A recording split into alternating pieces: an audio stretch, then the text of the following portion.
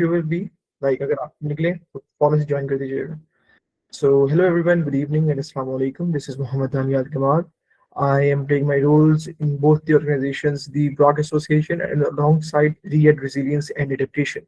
And both of these organizations have brought to you a course that has been named Air Pollution Management and Sustainable Mitigation Strategies, where we will be discussing like how air pollution is we are tackling air pollution worldwide, globally, and what should be the things that should have been done in Pakistan, but we are not still doing. And we will also discuss in the future modules in which sectors regarding the air pollution we are lacking or system is lacking.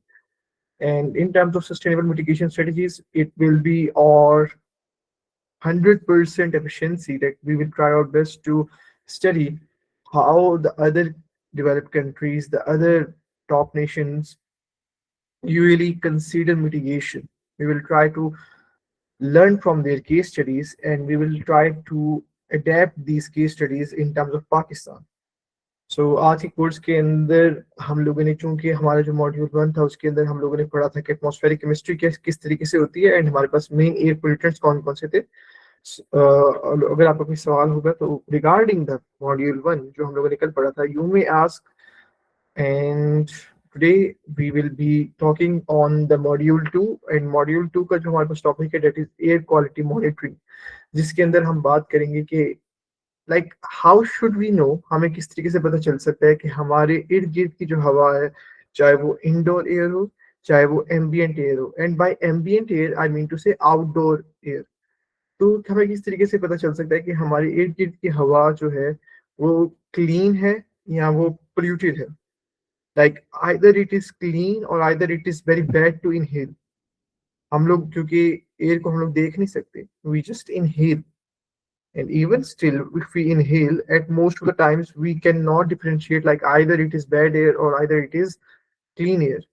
And for to differentiate and to identify either it is the bad air or either it is the good air, we need some systems, we need some monitoring devices, we need some quality systems through which we can identify like the air in this area, let's suppose Lahore, is very much polluted as compared to the air in Islamabad. या जो हवा हमारे पास let's suppose गांव के इलाकों की है, वो हवा बहुत ज़्यादा साफ है एज अगर हम लोग उसका मवाजना करें कदरे बेहतर तरीके से शहरी इलाकों के साथ. तो आज के हम कोर्स के अंदर एयर क्वालिटी मॉनिटरिंग के बारे में पढ़ेंगे. और सबसे पहले अगर हम बढ़े सबसे पहली स्लाइड के ऊपर, हमें ये समझना पड़ेगा कि एयर क्वालिटी का मतलब क्या है.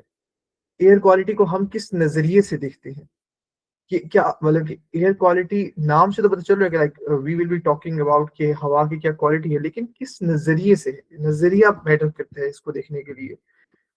और जब हमें इसका प्रॉपर्ली मतलब समझ आ जाएगा तब हम आगे बढ़ पाएंगे, तब हम आगे समझ सकेंगे कि ओके ये चीज है, हम इसको इस तरीके से देख रहे हैं, इस नजरिए से दुनिया इसको देखती है, इसकी डेफिनेशन को.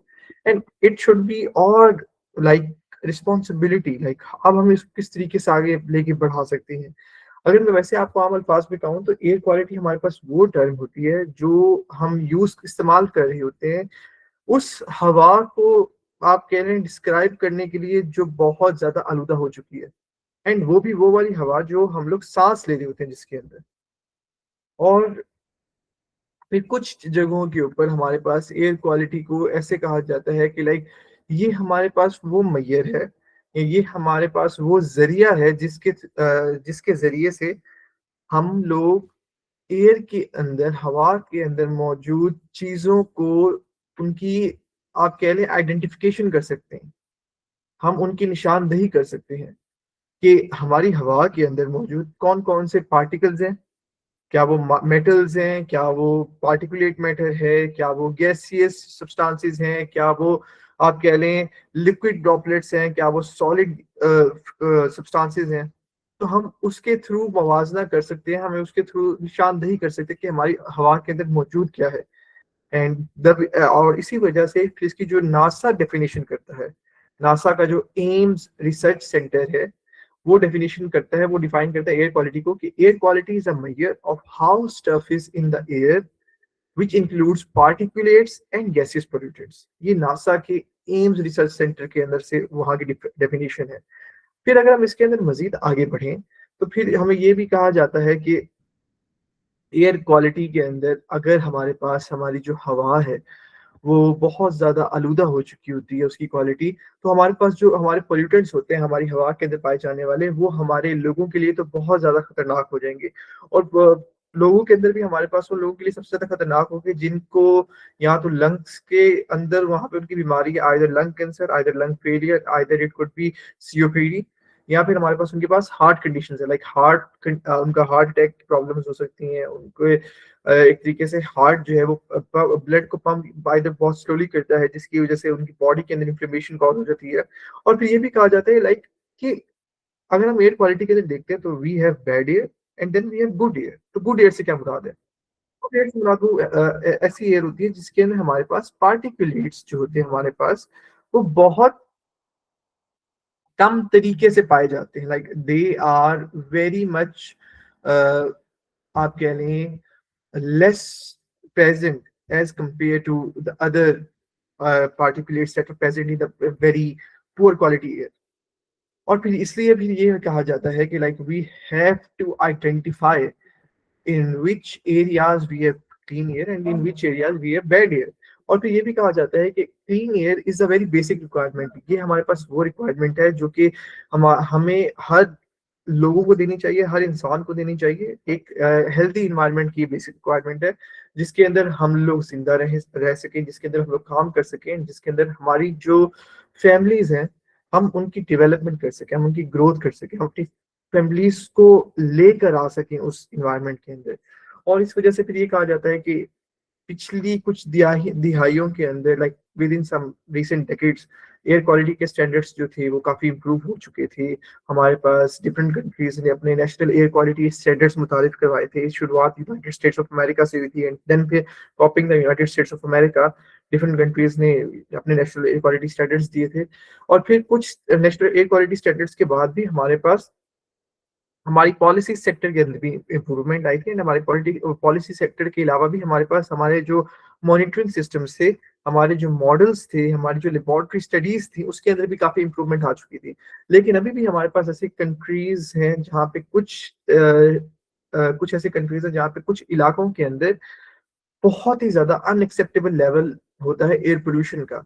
अगर मैं पाकिस्तान की बात करूँ तो आपको जो unacceptable level of air pollution मिलेगा वो सबसे पहले तो अव्वल नंबर पे लाहौर होगा, उसके बाद कराची, उसके बाद it will be Peshawar, Gujranwala, Faisalabad. So these are some of the major metropolitan cities जहाँ पे इंडस्ट्रीज हैं, जहाँ पे रोज के काम के अंदर या रोजाना 24 घंटों के अंदर आपकी जो इंडस्ट्रीज है वो आपको अरबों रुपया जनरेट करके दे रही है आपकी मईशत के अंदर, आपकी इकोनॉमी के अंदर। लेकिन स्टिल दे वो इन्वायरमेंट का ध्यान नहीं रखते and they are polluting the environment, जिसकी वजह से we are facing the problems of smoke, we are facing the problems in our health. और अगर हम बात करें विद इन और नेबरिंग कंट्रीज, इंडिया की बात करें तो इंडिया के जो हमारे पास शहर है, लाइक जो उनका सबसे पहले जो अव्वल नंबर पे शहर आता है AQI इंडेक्स के अंदर, वो आता है दिल्ली, उनका जो कैपिटल है। वहाँ का AQI बहुत ज़्यादा है एज कम्पेयर टू इंडिया के बाकी सिटीज़ के अंदर भी। और ये देखा जाता है कि जब हमारे पास पीक पे AQI के हम लोग देख रहे होते हैं तो लाहौर और दिल्ली, हमारे पास यहाँ वो कभी फर्स्ट पोजीशन पे लाहौर होता है, कभी सेकंड पोजीशन पे दिल्ली होता है, और कभी सेकंड पोजीशन पे लाहौर होता है, फर्स्ट पोजीशन पे दिल्ली होता है वर्स्ट एयर क्वालिटी इंडेक्स की मैयर के अंदर। और अगर हम इंडिया के बाकी शहरों की बात करें तो इंडिया के जो बाकी शहर उसके अंदर मुंबई आता है, फिर मुंबई के साथ साथ वहाँ पे पुणे भी आता है, अगर आप लोगों ने नाम सुना होगा पुणे का। लेकिन राइट नाउ हमारे पास इंडिया की जो बाकी आप कह रहे हैं जहाँ पे जो गवर्नमेंट होती है, उनकी स्टेट गवर्नमेंट, उनकी जो प्रोविंशियल गवर्नमेंट्स होती हैं, अपार्ट फ्रॉम दिल्ली, हमारे पास मुंबई के अंदर काम हो रहा है, हमारे पास पुणे के अंदर काम हो रहा है, लेकिन स्टिल दिल्ली के अंदर उतना ज्यादा काम नहीं हो रहा। एंड बाकी जो वहाँ की जो उनकी स्टेट्स हैं, UP and if I am not wrong Maharashtra, वहाँ पे स्टिल डिफोरेस्टेशन हो रही है, वहाँ पे स्टिल गवर्नमेंट के ऑर्डर्स के ऊपर वहाँ के जंगलात कटाए जा रहे हैं, जिसकी वजह से वहाँ के जो आप कह रहे एक्टिविस्ट्स हैं, they are right now in strike कि आप लोग ये दरख्त वगैरह क्यों काट रहे हैं, हमारे पहाड़ों की खूबसूरती को क्यों खराब कर रहे हैं, जो नेचुरल ब्यूटी है। और उसकी वजह से फिर वहां पे यूपी के इलाकों के अंदर, महाराष्ट्र के इलाकों के अंदर एयर क्वालिटी वहां का बैड हो जाएगा, क्योंकि वहां पे नेचुरली वो फॉरेस्ट थे।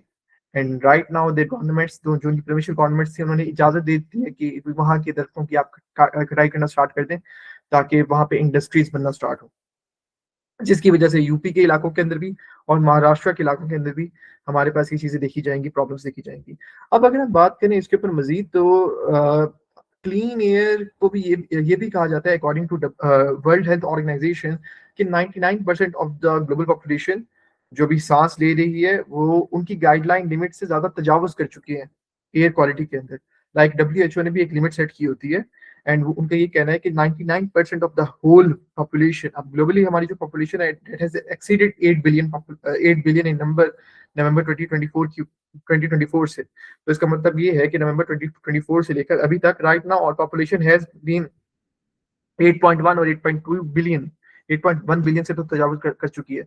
सो 8.1 बिलियन के अंदर ये कहना गलत नहीं होगा कि अप्रोक्सीमेटली इफ नॉट 8 बिलियन तो 7.9 बिलियन लोग जो हैं वो जो एयर ब्रीथ कर रहे हैं दैट इज टोटली क्लीन। वो ये कहना बहुत गलत होगा। वो जो एयर ब्रीथ कर रहे हैं, वो जो सांस ले रहे हैं जिस हवा के अंदर, वो एक तरीके से पार्टिकुलेट से डिफरेंट कार्सिनोजेनिक सब्सटेंसेस से, डिफरेंट गैसेस से भरी हुई है, और जिनको हम लोग आइडेंटिफाई नहीं कर सकते। So we need some new monitoring systems. हमें ऐसे मॉनिटरिंग सिस्टम्स की जरूरत है जो इन चीजों को आइडेंटिफाई करें एंड जिसकी बिना के ऊपर हम लोग आगे बढ़ सकें। उसके बाद फिर ये भी है कि हमें ये भी जानना जरूरी होगा हमारे हमारे लिए कि एयर क्वालिटी हमारे हेल्थ को इफेक्ट करती है, हमारे हेल्थ के साथ ये हमारे क्वालिटी ऑफ लाइफ को भी इफेक्ट करती है, हमारे जिंदगी के गुजर बसर को भी इफेक्ट करती है। कि like due to the bad air quality हम लोग बाहर नहीं जा सकेंगे, हम लोग अपने घरों के अंदर कैद होकर रह जाएंगे, जिसकी वजह से इंसान का बिहेवियर चेंज भी होता है, इंसान का जो सोशल बिहेवियर होता है वो बहुत ज्यादा अफेक्ट होता है। इंसान एक तरीके से अपने घर के अंदर जब रहेगा उगता जाएगा। एंड ये हम लोगों ने देखा था कोविड के दौर के अंदर। Like we had to keep ourselves locked in our homes for approximately like continuously 14 days तक, 20 डेज तक। एंड देन फिर वो एक दिन आता था जिसके अंदर लाइक गवर्नमेंट्स अलाउ करती थी कि आप लोग जा सकते हैं लेकिन बहुत कम लोगों के अंदर जाएंगे, ताकि एक तरीके से वो वायरस ना फैले। एंड देन आप लोग फिर आराम से वो अपनी ग्रोसरी वगैरह लेकर आ सकते हैं, एंड देन अपने घरों के अंदर इसको प्रॉपर्ली कर सकते हैं, आप आगे बढ़ सकते हैं। अब अगर हम इसको मजीद भी देखें तो ये भी फिर कहना गलत नहीं होगा कि जो हमारी एयर क्वालिटी ऑफ है वो जो पुअर होती चली जा रही है। अगर हम पाकिस्तान के अंदर भी देखें तो वो हमारी क्रॉप्स को भी डैमेज कर रही हैं, वो हमारे वाइल्ड लाइफ को भी हार्म कर रही हैं, एंड वो हमारे इंफ्रास्ट्रक्चर को भी इरोड कर रही हैं। एंड अगर हम लोगों ने कल के मॉड्यूल को देखें तो कल के मॉड्यूल के अंदर हम लोगों ने कुछ मेन एयर पोल्यूटेंट्स को जिक्र किया था, जिसके अंदर एमोनिया था, जिसके अंदर नाइट्रोजन ऑक्साइड्स थे, sulphur oxides, volatile organic compounds के अलावा जिसके अंदर हमारे पास आपका कार्बन मोनोक्साइड था। तो वो ना सिर्फ हमें हमारी क्रॉप्स को तबाह करेगी, हमारी क्रॉप्स के अंदर जब वो एब्जॉर्ब हो रही होंगी तो हमारी क्रॉप्स के अंदर जो उनका वाटर अपटेक सिस्टम होता है, जो उनका एक तरीके से फोटोसिंथेसिस का अमल होता है, वो डिटेरिएट होगा, वो एक तरीके से आहिस्ता आहिस्ता करके खत्म होना स्टार्ट हो जाएगा। कि हमारा जो पौधा होता है या हमारी जो फसल होती है वो अच्छे तरीके से ग्रो ही नहीं कर पाएगी, वो उसकी ग्रोथ स्टॉप हो जाएगी, एंड अल्टीमेटली द प्लांट और the crop will be destroyed.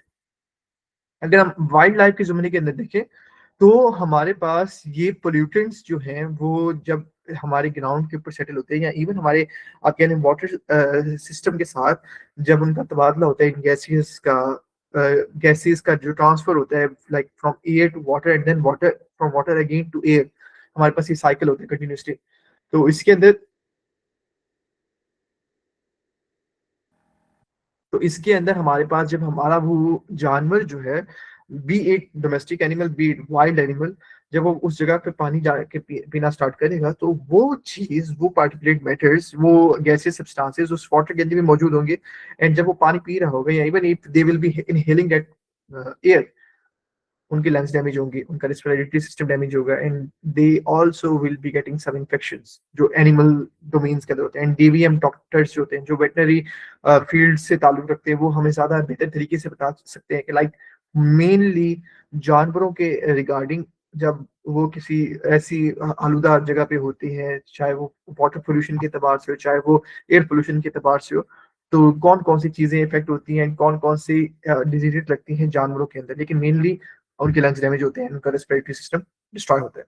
अगर हम इंफ्रास्ट्रक्चर के एतबार से देखें तो नाइट्रोजन ऑक्साइड या सल्फर ऑक्साइड्स जो होते हैं, जब वो हमारे पास हवा के अंदर मौजूद होते हैं तो वाटर वेपर के साथ जब वो रिएक्ट करते हैं तो नाइट्रिक एसिड या सल्फ्यूरिक एसिड बनाएंगे वो।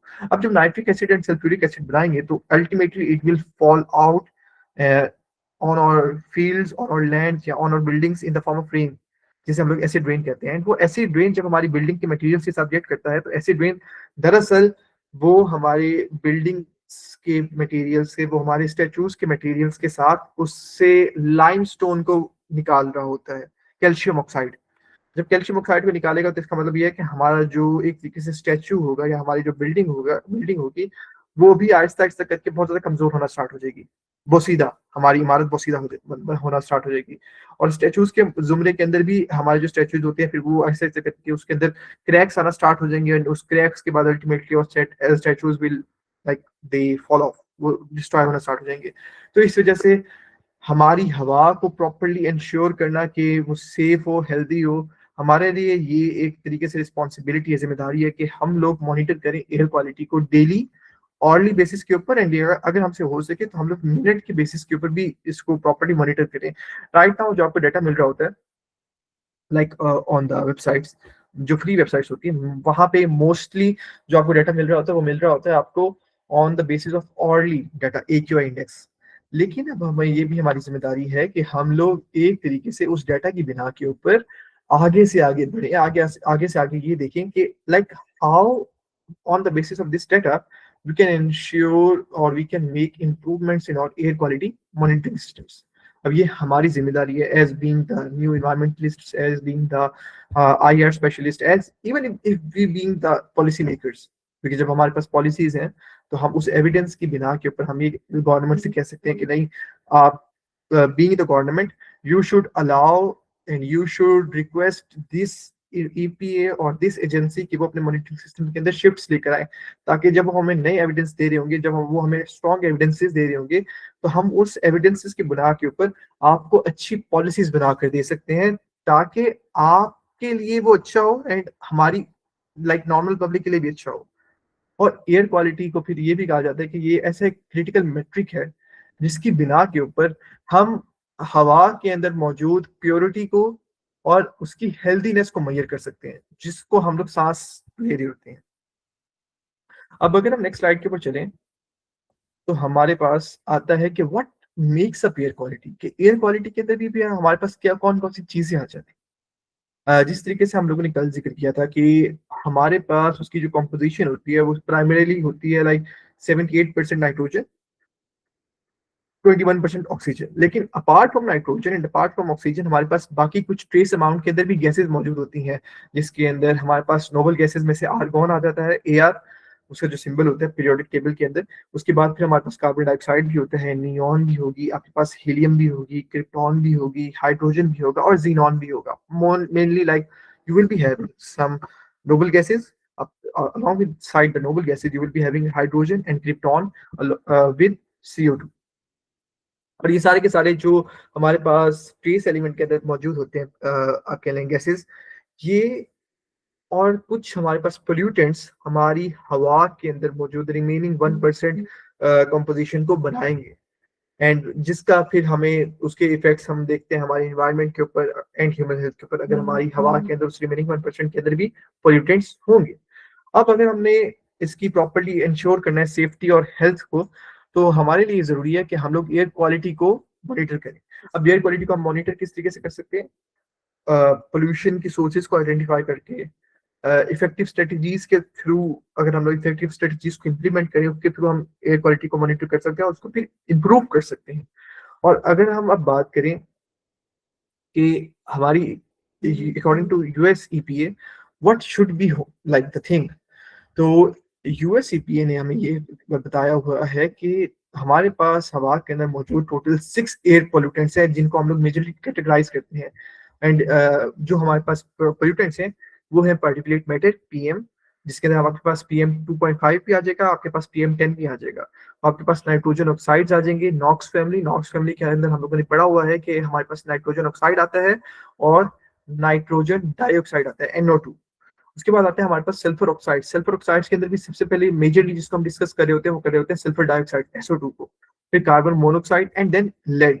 और ये जो छह हमारे पास पोल्यूटेंट्स होते हैं ये मिलकर बनाते हैं हमारे पास एक मेजर चंक के अंदर हमारे मेजर एयर पोल्यूटेंट्स को। और वो मेजर एयर पोल्यूटेंट्स से लड़ने के लिए फिर यूनाइटेड स्टेट्स ऑफ अमेरिका ने अपने 1970s के अंदर एक एक्ट बनाया था जिसे उन्होंने नाम दिया था क्लीन एयर एक्ट का, जिसकी जो शॉर्ट फॉर्म थी वो थी CAA। एंड उसको भी फिर हम लोग आगे जाके जिक्र करेंगे। और फिर ये जो पोल्यूटेंट्स हैं फिर ये भी कहा गया था कि ये डिफरेंट नेचुरल सोर्सेज से भी आते हैं, ये एंथ्रोपोजेनिक सोर्सेज से भी आते हैं, ह्यूमन एक्टिविटी से भी आते हैं। अगर हम नेचुरल सोर्सेज की बात करें तो ये वोल्केनिक इरप्शन से आएंगे, ये एटमॉस्फेयर के अंदर राइज करेंगे जब हमारे जहाँ जहाँ पे हमारे पास वाइल्ड फायर्स होंगी या फिर जहाँ पे हमारे पास डेजर्ट डस्ट होगी। अच्छा, डेजर्ट डस्ट के रिगार्डिंग मैंने अपने बैचलर्स जो मैंने 4 साल में किया था, 4 साल लाइक जो मुझे लगे थे उसके अंदर when I did my bachelors from Quaid Azam university Islamabad, तो आई डिडंट इवन हर्ड कि सैंड डस्ट जो होती है या एक तरीके से जो हमारे पास डेजर्ट डस्ट होती है जिसे हम लोग नाम देते हैं सैंड ड्यून्स का या सैंड स्टॉर्म्स का, वो हमारे पास एक इन्वायरमेंटल थ्रेट है।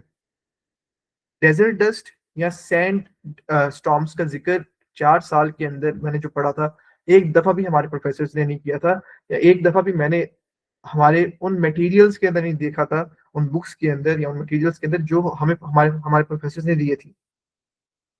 And when I came here in China तो फिर मुझे पता चला कि ये टर्म एग्जिस्ट करती है एंड इसके ऊपर चाइना बहुत ज्यादा काम करे कि like how the sandstorms, how the desert dusts is becoming more and more environmental threat। And यहाँ पे वो फिर डिफरेंट मॉडल्स रन करते हैं, इन मॉडल्स के ऊपर लाइक वो अपनी रिसर्च करते हैं कि लाइक फ्यूचर के अंदर अगर हमारे पास ऐसे सैंड स्टॉर्म्स आते रहेंगे क्या उसका हमारे पास डायनेमिक्स होगा। एंड वो फिर हमारे पास एक लाइक उसके अंदर फिर हमारी रिसर्च के अंदर कुछ प्रोग्रामिंग और कोडिंग इन्वॉल्व हो जाती है। आई वॉज नॉट लकी कि मुझे रिसर्च ऑफर होती, ऑल दो आई वॉज वेरी इंटरेस्टेड, लेकिन इसके अंदर भी काफी ज्यादा प्रोग्रामिंग इन्वॉल्व थी। So my professor said like you should not do this because आपका थोड़ा सा कंप्यूटर का बैकग्राउंड नहीं है। So I then choose the CCNC जो कि मेरे लिए बहुत अच्छा है अब भी, जब मैं इसको जिक्र करता हूँ, जब मैं अभी उसके ऊपर रिसर्च कर रहा हूँ। तो फिर अगर हम लोग बात करें ह्यूमन एक्टिविटी के ऊपर, तो ह्यूमन एक्टिविटी के अंदर हमारे पास ओजोन के बारे में हम लोग बात कर रहे होते हैं कि वो ओजोन जो हम लोग ट्रोपोस्फियर की लेयर के ऊपर जनरेट कर रहे होते हैं। एंड वो जो ओजोन होती है जो हमारे पास आप कह लें व्हीकल एमिशन से रिलीज हो रही होती है एंड हम लोग उसको बना रहे होते हैं सेकेंडरी रिएक्शंस के अंदर, फिर वो भी जब ऊपर जाते तो स्ट्रेटोस्फेरिक ओजोन लेयर के अंदर जाकर वो उसको आप कह लें तबाह कर देती है। And it is also very difficult for us. और वो ओजोन फिर हमारे पास फोटोकेमिकल स्मोक को बनाती है हमारी सराउंडिंग के अंदर। एंड फोटोकेमिकल स्मोक से मुराद ये होता है कि हमारे पास स्मोक भी होगी, हमारे पास फोग भी होगी और हमारे पास ओजोन भी होगी उस स्मोक के अंदर मौजूद, जिसकी वजह से हमारी आईज के अंदर इचिंग होगी, इरिटेशन होगी, जलन होगी। हमारा जो अगर हम लोग सांस ले रहे होंगे तो हमारे रेस्पिरेटरी इन्फेक्शन हमें हो जाएंगे, रेस्पिरेटरी सिस्टम के अंदर हमें जलन महसूस हो रही है, like we will be feeling very much क्या कहते हैं उसको, strong feels of irritation in our stomach. और फिर हमारे पास एक हमारा जो सांस है वो भी फूलना स्टार्ट हो जाएगा, हमें शॉर्टनेस ऑफ ब्रेथ हो सकती है फोटोकेमिकल स्मोक के अंदर। So yes, we have to keep ourself safe. अब अगर हम आगे भी बढ़ें तो हमारे पास आता है कि what is the importance of air quality, कि like we are discussing it and we should discuss it, लेकिन इसकी इंपॉर्टेंस क्या है। अब अगर हम इंपॉर्टेंस के ऊपर बात करें तो एयर क्वालिटी हमारी इन्फ्लुएंस करती है, हम लोगों ने देख लिया हेल्थ को और क्वालिटी ऑफ लाइफ को। लाइक अगर हम लोगों को जरूरत है पानी पीने की तो हम लोगों को हवा को भी सांस लेने की भी जरूरत है। Like we need oxygen to live properly. So poor air quality जो है अगर हमारे पास हमारी एरियाज के अंदर होगी तो कार्डियोवैस्कुलर इफेक्ट्स हमें देखने को मिलेंगे, डिजीजेस हमें आप कह लें रेस्पिरेटरी इन्फेक्शंस देखने को मिलेंगे हमारे ह्यूमंस के अंदर। अगर हमारे पास let's suppose for an example हम नाइट्रोजन डाइऑक्साइड की बात करते हैं, NO2 की, तो अगर हम लोग शॉर्ट टाइम एक्सपोजर होता है NO2 का for let's suppose on an average 8 hours per day, 8 hour per day short term exposure है। तो ये हमें कॉज करेगा रेस्पिरेटरी सिम्टम्स। अब कौन से सिम्टम्स हो सकते हैं? वो सिम्टम्स हो सकते हैं, आपको खांसी आपको आना स्टार्ट हो जाएगी, आपको छींकें आना स्टार्ट हो जाएंगी। अगर हम लॉन्ग टर्म एक्सपोजर के बारे में बात करते हैं, long term exposure it's like 24 hours per day, the whole day आप एक्सपोज रहते हो NO2 से, तो आपके पास रिस्क हो जाता है, आपके अंदर आपका जो आप कह रहे हैं इम्यून सिस्टम होता है वो वीक होना स्टार्ट हो जाता है, एंड आपको फिर रेस्पिरेटरी सिम्टम्स देखने को मिलते हैं, रेस्पिरेटरी डिजीजेस देखने को मिलती हैं, आपका इन्फेक्शन हो सकता है, या फिर आप कह लें कि आपको एस्थमा की प्रॉब्लम्स देखने को मिल सकती हैं। उसी तरीके से अगर लेट्स सपोज हम ओजोन के बारे में बात करें, तो ओजोन आपके लंग्स के अंदर कह लें इकट्ठा हो सकता है, एंड वो वहां पे इकट्ठा होकर एक तरीके से आप कह लें आपके एयरवेज को डैमेज करेगा। और अगर आप PM2.5 से एक्सपोज होते हैं, तो वो आपको लंग्स के अंदर इरिटेशन कॉज करेगा, एंड फिर आपको हार्ट एंड लंग डिजीजेस हो सकती हैं। और उसी तरीके से अगर हम बात करें like how it damages the environment, तो मेनली वो आपकी वाटर बॉडीज को पोल्यूट करेगा। आइदर वो आपकी वाटर बॉडीज की पीएच को चेंज कर देगा, आपकी वाटर बॉडीज को एसिडिफिकेशन की तरफ ले जाएगा। एसिडिफिकेशन के अंदर आपकी वाटर बॉडीज के अंदर न्यूट्रिएंट्स की कमी होना स्टार्ट हो जाती है, एंड आपकी वाटर बॉडीज के अंदर जो ऑक्सीजन होती है उसकी अमाउंट कम से कम होना स्टार्ट हो जाती है, एंड आपके पास CO2 आना स्टार्ट हो जाती है एसिडिफिकेशन की जुमरे के अंदर, जिसकी वजह से आपकी जो मेरीन लाइफ होती है, चाहे वो प्लांट्स हो चाहे वो आपके एक्वेटिक एनिमल्स हो, वो डाई ऑफ होना स्टार्ट हो जाते हैं। अगर हम बात करें इन टर्म्स ऑफ यूट्रोफिकेशन की, तो यूट्रोफिकेशन के अंदर आपके पास एक्यूमुलेशन होना स्टार्ट हो जाती है नाइट्रोजन की, या नाइट्रोजन जैसे सब्सटेंसेस की, जिसकी वजह से आपके पास एक्सेस ऑफ न्यूट्रिएंट्स होना स्टार्ट हो जाता है, एंड अल्टीमेटली आपके पास बड़े बड़े इन डेप्थ के अंदर उनकी जो साइज होता है, like it could be 5 metre, 1 metre, या इवन लाइक उनका जो टिपिकल साइज होता है वो होता है 2 फीट। आपको वो बड़े बड़े एल्गल ब्लूम्स देखने को मिलना स्टार्ट हो जाते हैं, जिसकी वजह से वो आपके जो सनलाइट होती है वो उसको पेनिट्रेट नहीं होने देते, लाइक वो आप उससे यहाँ से गुजरने नहीं देते। अब जब गुजरने नहीं देंगे आपकी सनलाइट को, इसका मतलब ये होता है कि आपकी सनलाइट सिर्फ और सिर्फ एल्गल ब्लूम के ऊपर पड़ेगी। आपकी जो नीचे की आप कह लें प्लांट्स हैं या एनिमल बॉडीज हैं, वो सांस नहीं ले पाएंगी, ऑक्सीजन कंज्यूम होना स्टार्ट हो जाएगा, CO2 will be increasing, getting increased, proper sunlight नहीं मिल रही होगी आपकी प्लांट बॉडी को, जिसकी वजह से अल्टीमेटली वहां की भी लाइफ डिस्ट्रॉय होना स्टार्ट हो जाएगी यूट्रोफिकेशन की वजह से। और ये जो दोनों प्रोसेसेस होते हैं, सॉइल के न्यूट्रिएंट्स से डिप्लीट करवाते हैं, आपके एनिमल्स को हार्म करते हैं, और आपके प्लांट्स को जो है वो किल कर देते हैं। लाइक अगर हम इसके ऊपर मजीद बात करते चले जाएं, लेकिन फिर इसके ऊपर बात करते चले जाना it's like a whole new division. Like बहुत ज्यादा फिर आपके पास डिफरेंट केसेस आते हैं, केस स्टडीज आपको देखने को मिलती हैं, आपको रिसर्च पेपर्स देखने को मिलते हैं, जिसके अंदर डिफरेंट साइंटिस्ट ने, डिफरेंट रिसर्चर्स ने अपने अपने डिफरेंट कंट्रीज के अंदर इस चीज को रन किया है, एंड उन्होंने फिर अपने रिजल्ट्स बताए हैं कि लाइक उनके इकोसिस्टम्स के अंदर जो उनके रेलिवेंट इकोसिस्टम्स थे, उन्होंने किस तरीके से इसको ट्रीट किया है, या इन्होंने किस तरीके से इसको ऑब्जर्व किया। So if you move to the next slide, हमारे पास आ जाते हैं मेजरिंग एयर क्वालिटी इंडेक्स। अब हम लोग बात कर रहे होते हैं like how we can measure the air quality index. हम एयर क्वालिटी के बारे में बात करके हमें एयर क्वालिटी के बारे में समझ आ गया कि एयर क्वालिटी इज लाइक वो मेजर है जिस जो हम लोग देख रहे होते हैं, जिसके जरिए हमें ये पता चल रहा होता है कि आइदर हमारी जो हवा है वो प्योर कितनी ज्यादा प्योर है और कितनी ज्यादा हेल्दी है हमारे लिए, क्योंकि हम लोग उसको इनहेल कर रहे होते हैं। अब किसके थ्रू हम मेजर कर रहे होते हैं एयर क्वालिटी को, हम उसको जानना हमारे लिए जरूरी है। अब एयर क्वालिटी बहुत हद तक एक तरीके से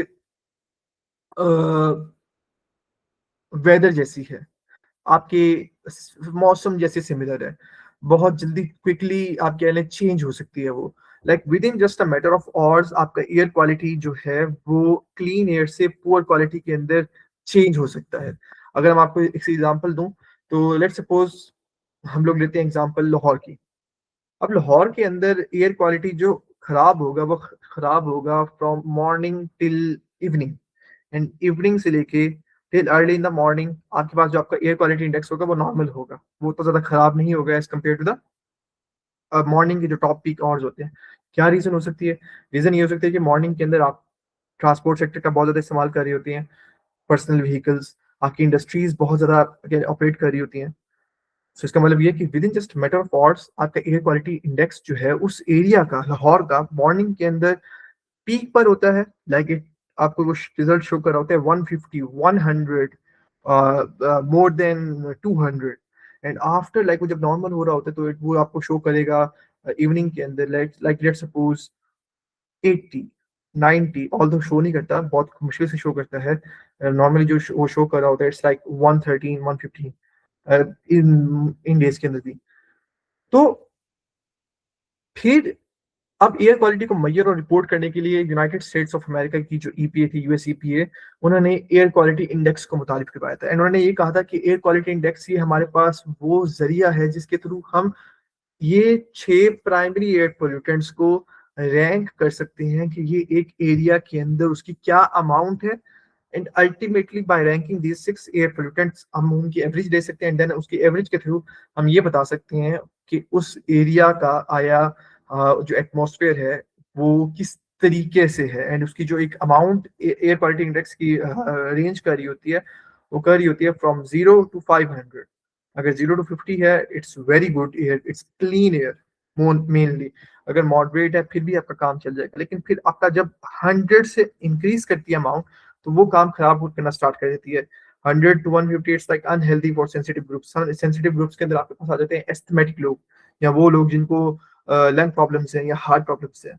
150 to 200 it will B unhealthy for children या for old people. 200 to 300 it will be unhealthy for pregnant women also, for आपके मेनली आपके घरों आप even for the normal person as well, जो कोई काम वगैरह ज्यादा कर रहे होते हैं, जो कोई काम वगैरह कम कर रहे होते हैं, या even the ones like they are very used to going to outdoor for their functions, for their events, या फॉर एनीथिंग, उनके लिए भी बहुत ज्यादा खराब हो जाएगी। From 300 to 500 it will be like the nation, the government need to impose कि आप लोग अपने घरों से बाहर नहीं निकल सकते। हम लोग ने इमरजेंसी नाफिज कर दी है, क्योंकि 300 to 500 with in just matter of hours आपको बहुत ज्यादा आपके लंग्स के ऊपर इसका नुकसान देखने को मिलते हैं। लाइक और ये तभी देखा तब देखा जाता है लाइक अगर आपके पास वाइल्ड फायर्स हो रही हो। अगर मैं आपको एक सी एग्जांपल दूं तो हमारे पास पिछले साल लॉस एंजलिस के अंदर वाइल्ड फायर्स हुई, अब जिसकी वजह से वहां पे ये कहा जाता है कि around if I am not wrong तो ये कहा जाता है कि 333 प्लस मिलियन डॉलर्स का नुकसान हुआ है उस एलए वाइल्ड फायर्स के अंदर। एंड उस 333 प्लस वाइल्ड फायर्स के अंदर बहुत सारे लोगों की जाने गई हैं, and it was just like with in a matter of seconds. And फिर वहां की जो गवर्नमेंट थी यूनाइटेड स्टेट्स ऑफ अमेरिका की, वहां पे उन्होंने फिर बैन लगाया था। उन्होंने ये कहा था कि फौरन से आप लोग अपने इर्द गिर्द के इलाकों को खाली करें and you should migrate. So ये पता चलता है कि with above then 300 how much difficult it is to breathe. फिर अगर हम ऐसे बात करें तो 200 तक भी अगर आपके लिए आपका AQI रीच करते हैं लाइक फ्रॉम 150 to 200, आपका अलर्ट जारी कर दिया जाता है कि नहीं आप लोग मत निकलें बाहर, और आप तभी लाइक बाहर निकलें अगर आपके पास बहुत जरूरी काम हो आपका। तो ये चीज होती है।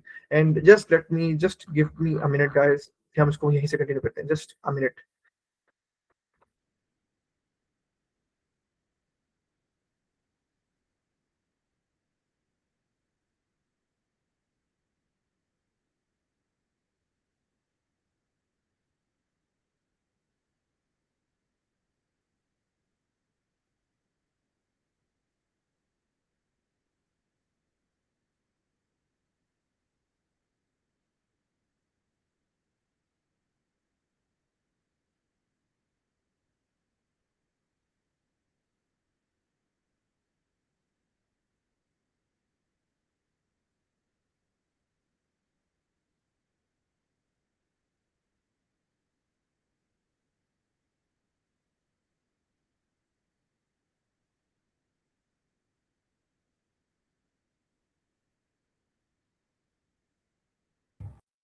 ओके, सो अगर हम मजीद आगे बढ़े तो फिर हमारे पास आ जाता है कि हम लोग किस तरीके से आगे अगर हम नेक्स्ट स्लाइड की तरफ चले लगती हैं, just move to the next slide. तो हम लोग अब देखते हैं एयर क्वालिटी मॉनिटरिंग। अब हम इसके अंदर देखेंगे 3 कंट्रीज को देखेंगे या 3 हम रीजन्स को देखेंगे। एक हमारे पास आ जाता है यूनाइटेड स्टेट्स ऑफ अमेरिका। एक एतबार से हम देखेंगे कि एयर क्वालिटी मॉनिटरिंग हम किस तरीके से स्टडी कर रहे होते हैं या मैयर कर रहे होते हैं in terms of European region. और एक एतबार से हम लोग देखेंगे कि एयर क्वालिटी को हम लोग किस तरीके से मेजर कर रहे हैं इन टर्म्स ऑफ सिंगापुर। सो अगर हम एयर क्वालिटी मॉनिटरिंग की बात करें तो हमें पता चल गया कि एयर क्वालिटी मेजर करना हमारे लिए बहुत ज़्यादा ज़रूरी है for our everyday life and for our human health.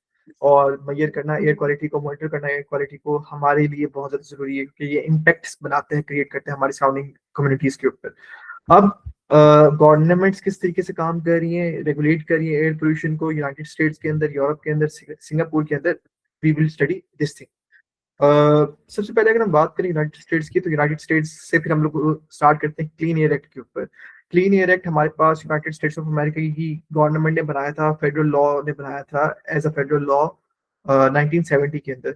And उन्होंने इसकी रिसेंट जो अमेंडमेंट्स की थी वो की थी 1990s के अंदर। और ये इसलिए बनाया गया था कि ये प्रिवेंट करे और रेगुलेट करे एयर पोल्यूशन को, ऐसे एयर पोल्यूटेंट्स को जो हार्मफुल है हमारे इन्वायरमेंट के लिए एंड ह्यूमन हेल्थ के लिए। एंड उस क्लीन एयर एक्ट के अंदर फिर वही 6 मेन एयर पोल्यूटेंट्स थे, कार्बन मोनोऑक्साइड, ओजोन, आपका लेड, आपके नाइट्रोजन ऑक्साइड, सल्फर ऑक्साइड, ये सारे के सारे, और कार्बन मोनोऑक्साइड। और ये कहा गया था कि ये जो क्लीन एयर एक्ट है ये रेगुलेट किया जाएगा by United States EPA, US EPA. और ईपीए सारी की सारी अपनी फाइंडिंग्स देंगी गवर्नमेंट्स को, एंड गवर्नमेंट फिर जो है वो एमिशन वगैरह को देखेंगी, उसको मॉनिटर करेंगे, उसको फिर ये अलग अपने आगे पॉलिसीज वगैरह को स्ट्रेंथन करेंगे। एंड यूएस ईपीए का काम ये है कि वो कंट्रोल करे हार्मफुल एयर एमिशन को, ताकि वो इंश्योर कर सके पब्लिक हेल्थ की सेफ्टी को और उसकी सिक्योरिटी को। और ये जो क्लीन एयर एक्ट था इसने फिर हार्मफुल टॉक्सिन को रिड्यूस किया था, उसने मदद फराहम की थी कि वो टॉक्सिन्स को रिड्यूस कर सके हमारी हवा के अंदर मौजूद। अच्छा, फिर ऐसे टॉक्सिन्स जो कि पार्टिकुलेट मैटर हैं, जो कि सल्फर ऑक्साइड्स हैं या नाइट्रोजन ऑक्साइड हैं, ये ऐसे मतलब कि खतरनाक एमिशंस को भी रिड्यूस करने में उन्होंने मदद फराहम की थी। अगर हम बात करें एमिशन की तो ग्लोबल वार्मिंग जो है वो रेगुलेट की जा रही होती है क्लीन एयर एक्ट के साथ साथ ईपीए के थ्रू भी। और हर स्टेट ने यूनाइटेड स्टेट्स के अंदर हमारे पास it's like around 49 states if I am not wrong. तो हर स्टेट ने आपके लिए local air pollution control agencies बना ली थी अपनी हर स्टेट के अंदर। टेक्सास ने अपनी बना ली थी, कैलिफोर्निया ने अपनी बना ली थी। तो इस तरीके से मैं आपको बताना चाह रहा हूँ। तो उन्होंने फिर एयर पोल्यूशन कंट्रोल को लागू किया था। एंड फिर ईपीए ने कई एक्ट के तहत अपने national ambient air quality standards बना दिए थे, NAAQS, जिसके बिना पर फिर उन्होंने रिडक्शन को लीड किया था टॉक्सिक पोल्यूटेंट्स की पूरे पूरे यूनाइटेड स्टेट्स के अंदर। एंड उन्होंने फिर level ozone, carbon monoxide, particulate matter, sulphur oxide, आपके नाइट्रोजन ऑक्साइड्स या लेड को रिड्यूस किया था। एंड फिर 1990 के अंदर जो आपके लिए अमेंडमेंट आई थी वो ये उन्होंने कहा था कि हम लोग इनोवेटिव सॉल्यूशंस को लेकर आएंगे जो रेगुलेट करेंगे एयर क्वालिटी को। कि हमारे पास जो मेजर सोर्सेज हैं एयर पोल्यूशन की वो आपके पोर्ट्स होते हैं, आपकी बंदरगाहें हैं, आप ऐसी पोर्ट्स जहाँ से आप एक्सपोर्ट वगैरह कर रहे होते हैं या इंपोर्ट कर रही होती हैं, आपकी रिफाइनरीज हैं, आपकी ऑयल एंड गैस फैसिलिटीज हैं, आपकी पावर जनरेशन आपकी इंडस्ट्रीज हैं, कोल्ड स्टोरेज इंडस्ट्रीज हैं। और ये सारी की सारी फिर आपके पोर्ट्स के थ्रू पोल्यूशन को इंक्रीज कर रही है। और फिर क्लीन एयर एक्ट ने इन्फ्लुएंस भी किया था मैरीटाइम इंडस्ट्री को। अब मैरीटाइम इंडस्ट्री वो इंडस्ट्री होती है जो हमारे पास आपकी ये पोर्ट्स के करीब इंडस्ट्री लगती है, बंदरगाहों के करीब। इसके अंदर आपकी सारी की सारी एक्सपोर्ट्स के ऊपर बातचीत हो रही होती है, आपकी इंपोर्ट्स के ऊपर बिजनेसेस वगैरह का दारोमदार होता है, या इवन आपकी लाइक फिशरीज वगैरह का दारोमदार होता है। एंड फिर उन्होंने डिजिटल स्ट्रेटजीज को डेवलप करने का फैसला किया था कि ऐसे हम लोग सोल्यूशन बनाएंगे जो डिजिटली आपको हेल्प प्रोवाइड करेंगे कि आप लोग एयर क्वालिटी इम्पैक्ट्स को रिड्यूस कर सको सराउंडिंग सिटीज के अंदर यूनाइटेड स्टेट्स ऑफ अमेरिका की। और अगर हम और फिर उसी के तहत फिर हमारे पास AQI आया था। अब अगर हम नेक्स्ट स्लाइड की तरफ चलें तो हमारे पास इतनी जस्ट लोड हो जाए, एयर क्वालिटी मॉनिटरिंग के अंदर यूरोपियन रीजन आ जाता है। अब यूरोप ने एयर क्वालिटी को मॉनिटर करना स्टार्ट किया था 1996 के अंदर। एंड सबसे पहले एयर क्वालिटी मद के अंदर उन्होंने अपना यूरोपियन डायरेक्टिव निकाला था मई 21 2008 के अंदर। और फिर एक डायरेक्टिव निकाला था आपके पास डायरेक्टिव N 2004 के अंदर, उसका जो नाम था वो फिर N 2004-107 EC था। अब ये जो डायरेक्टिव्स थे इन्होंने डिफाइन किया था कि हम लोग ऐसे ऑब्जेक्टिव्स को बनाएंगे जो एयर क्वालिटी को अवॉइड करने में हमें मदद प्रोवाइड करेंगे कि वो अवॉइड करें और रिड्यूस करें हार्मफुल इफेक्ट्स को पोल्यूटेंट्स के, उनका जो इफ़ेक्ट है आपके एनवायरनमेंट के ऊपर, आपकी ह्यूमन हेल्थ के ऊपर, वो रिड्यूस होना स्टार्ट हो जाए। और ये जो डायरेक्टिव्स थे वो रिड्यूस करेंगे और लिमिटिसाइज़ करेंगे टॉक्सिन्स को और पोल्यूटेंट्स को, ऐसे टॉक्सिन्स और पोल्यूटेंट्स जो आपकी हवा के अंदर मौजूद। और चूँकि ये डायरेक्टिव्स हैं, तो इनका ये भी रोल है कि ये अपने रिज़ल्ट्स को यूरोपियन स्टेट्स के अंदर, मतलब कि यूरोपियन कंट्रीज़ को भी प्रोवाइड करें, ताकि अपनी जो ये इनकी जो बॉडी है, वो टेक्निकल हेल्प, वो साइंटिफिक हेल्प यूरोपियन यूनियन की मेंबर स्टेट्स को भी दें। अब यूरोपियन यूनियन के अंदर हमारे पास 56 मेंबर स्टेट्स आ जाती हैं। तो हर मेंबर स्टेट्स को ये डायरेक्टिव जो है वो टेक्निकल असिस्टेंस प्रोवाइड करेगा। और फिर ये जो डायरेक्टिव का रोल था वो ये था कि यूरोपियन कंट्रीज के अंदर एयर क्वालिटी को मेजर करे, ट्रैक करे और उसको रिड्यूस करे, उसके पोल्यूशन को। और just like clean air act, इसका काम ये होगा कि ये एयर क्वालिटी के रेगुलेशंस को कंप्लाई करने में मदद प्रोवाइड करेगा यूरोपियन यूनियन के रीजन के अंदर। और इसका काम एक ये भी होगा कि ये जो डायरेक्टिव्स हैं हमारे पास, ये यूरोपियन यूनियन के अंदर इंफॉर्मेशन को कलेक्ट करने में मदद फराहम करेंगे एयर पोल्यूशन के रिगार्डिंग, आपके जैसे ईपीए करता है आपकी यूनाइटेड स्टेट्स के अंदर। और लास्ट बट नॉट लीस्ट, इनका जो गोल था इस डायरेक्टिव का वो ये था कि हम लोग पूरे के पूरे यूरोप के अंदर, यूरोपियन रीजन के अंदर, हम लोग एयर क्वालिटी के आपके स्टैंडर्ड को इम्प्रूव करेंगे, उसको स्ट्रेंथन करेंगे एंड अल्टीमेटली हमारी जो आम आवाम होगी वो इससे बहुत ज्यादा मुस्तफीद होगी। और इन्होंने ट्रांसपेरेंसी के ऊपर जोर दिया था। अब अगर हम बात करें सिंगापुर के तहत, कि सिंगापुर भी हमारे पास it's like one of the best countries जहाँ पे काम किया जा रहा है। तो सिंगापुर के अंदर जो उसकी नेशनल इन्वायरमेंटल एजेंसी थी, एनईए, हमारे पास पाकिस्तान के अंदर ईपीए है, इंडिया के अंदर भी हमारे पास ईपीए है, यूएस के अंदर भी हमारे पास ईपीए है। तो सिंगापुर के अंदर हमारे पास नेशनल इन्वायरमेंटल एजेंसी है, एनईए। और वहाँ की जो गवर्नमेंट थी उन्होंने ये कहा था कि हम लोग आउटडोर एयर क्वालिटी को मॉनिटर करेंगे, लेकिन with the help of legislation. अब वो लेजिस्लेशन जो कि हम लोगों ने बनाए हैं डब्ल्यूएचओ की रिकमेंडेशंस को मद्देनजर रखते हुए, उन्होंने डब्ल्यूएचओ की रिकमेंडेशंस को मद्देनजर रखते हुए लॉज बनाए थे, रेगुलेशंस बनाई थी, लेजिस्लेशंस बनाए थे। एंड ये कहा था कि हम लोग एक air quality monitoring and management system के थ्रू इन लेजिस्लेशन के ऊपर क्या कहते हैं, लागू करेंगे अपनी चीजों को।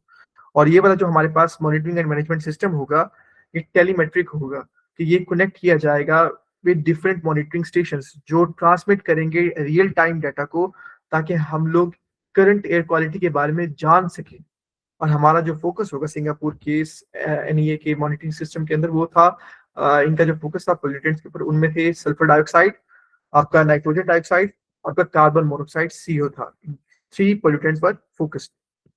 और इनके जो मॉनिटरिंग स्टेशन थे वो 3 जगहों पे मेनली लाइक बनाए गए थे। और फिर बाकी वो थे like moving remote station, suburban, मतलब कि ऐसा इलाका जहाँ पे थोड़ा सा देहात भी है आपका, आपका मेन शहरी इलाका भी है, अर्बन पूरा का पूरा मेट्रोपॉलिटन एरिया, और इंडस्ट्रियल एरिया भी। अब हमारे पास अगर हम लेट सपोज इस्लामाबाद की एग्जांपल लेते हैं, तो इस्लामाबाद के अंदर हमारे पास जो सेक्टर I9 है वो आपका इंडस्ट्रियल जोन है। आपका अर्बन एरियाज के अंदर लेट सपोज आपके बाकी सेक्टर्स आ जाते हैं, जिसके अंदर सेक्टर जी हो गया, सेक्टर एफ हो गया। और आपका सब अर्बन के अंदर हमारे पास let suppose we can take the examples of the sector E sectors, क्योंकि वो आपके मालदा की पहाड़ियों के साथ है, लाइक सब अर्बन। तो ये मैंने आपको जस्ट एग्जाम्पल के लिए दिया है। तो उन्होंने यहाँ पे अपने मॉनिटरिंग स्टेशन बनाए थे। एंड उन्होंने ये कहा था कि रोड साइड के ऊपर भी हम लोग अपने मॉनिटर करेंगे फ्यूल एमिशंस को। और ये उनका मकसद था कि हम लोग कम्युनिकेट कर सकें एयर क्वालिटी लेवल्स को विद द 24 और पोल्यूशन स्टैंडर्ड इंडेक्स। उन्होंने 24 और का एक पोल्यूशन स्टैंडर्ड इंडेक्स बनाया था। और फिर उन्होंने ये कहा था कि जो पोल्यूशन स्टैंडर्ड इंडेक्स होगा 24 घंटे का, ये रिले करता जाएगा, ये हमें प्रोवाइड करता जाएगा 24 घंटे के ऊपर मबनी एवरेज कंसंट्रेशन लेवल की अमाउंट्स को।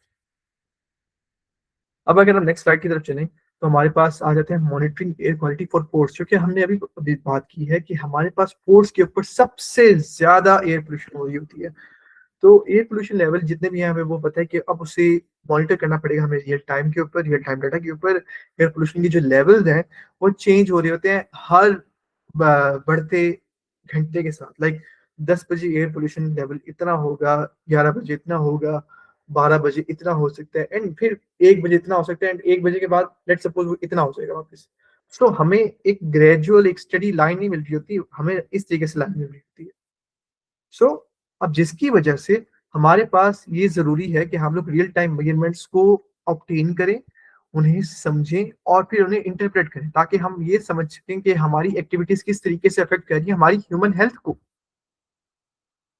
ट्रांसपेरेंसी बहुत ज़्यादा ज़रूरी है एयर क्वालिटी के अंदर, कि जब हम लोग ट्रांसपेरेंटली दिखाएँगे अपने रिजल्ट्स को, तो तभी जाकर हमारी जो अवाम है, जो लाइक प्रॉपर्ली मुश्किल उनको पेश आती है समझने के अंदर, वो इस चीज़ को प्रॉपर्ली समझ पाएंगे, वो इस चीज़ के ऊपर प्रॉपर्ली बात कर पाएंगे। अब अगर हम बात करें कि लाइक हमें किस तरीके से उसके ऊपर काम करना होगा, तो पोर्ट्स जो हैं, वो हमें पता है कि पोर्ट्स और शिपिंग एक्टिविटीज़ जितनी होती हैं, वो एक ग्लोबल इकोनॉमिक एक्टिविटी के लिए बहुत ज़्यादा एसेंशियल है। लेकिन despite this being the important thing हमारी इंटरनेशनल इकोनॉमी के लिए, जो पोर्ट्स होते हैं और जो शिपिंग इंडस्ट्री होती है, वो बहुत ज़्यादा हार्मफुल एयर पोल्यूटेंट्स को बना रहे होते हैं, क्रिएट कर रहे होते हैं। एंड ये जो हार्मफुल एयर पोल्यूटेंट्स होते हैं, ये हमारे सराउंडिंग एयर को इम्पैक्ट कर रहे होते हैं, हमारी ह्यूमन हेल्थ को इम्पैक्ट करेंगे, हमारे मेरीन हेल्थ को इम्पैक्ट करेंगे और हमारे एनवायरनमेंट को भी इम्पैक्ट करेंगे। और इनका जो इम्पैक्ट होगा वो शॉर्ट टर्म भी होगा और वो लॉन्ग टर्म भी होगा।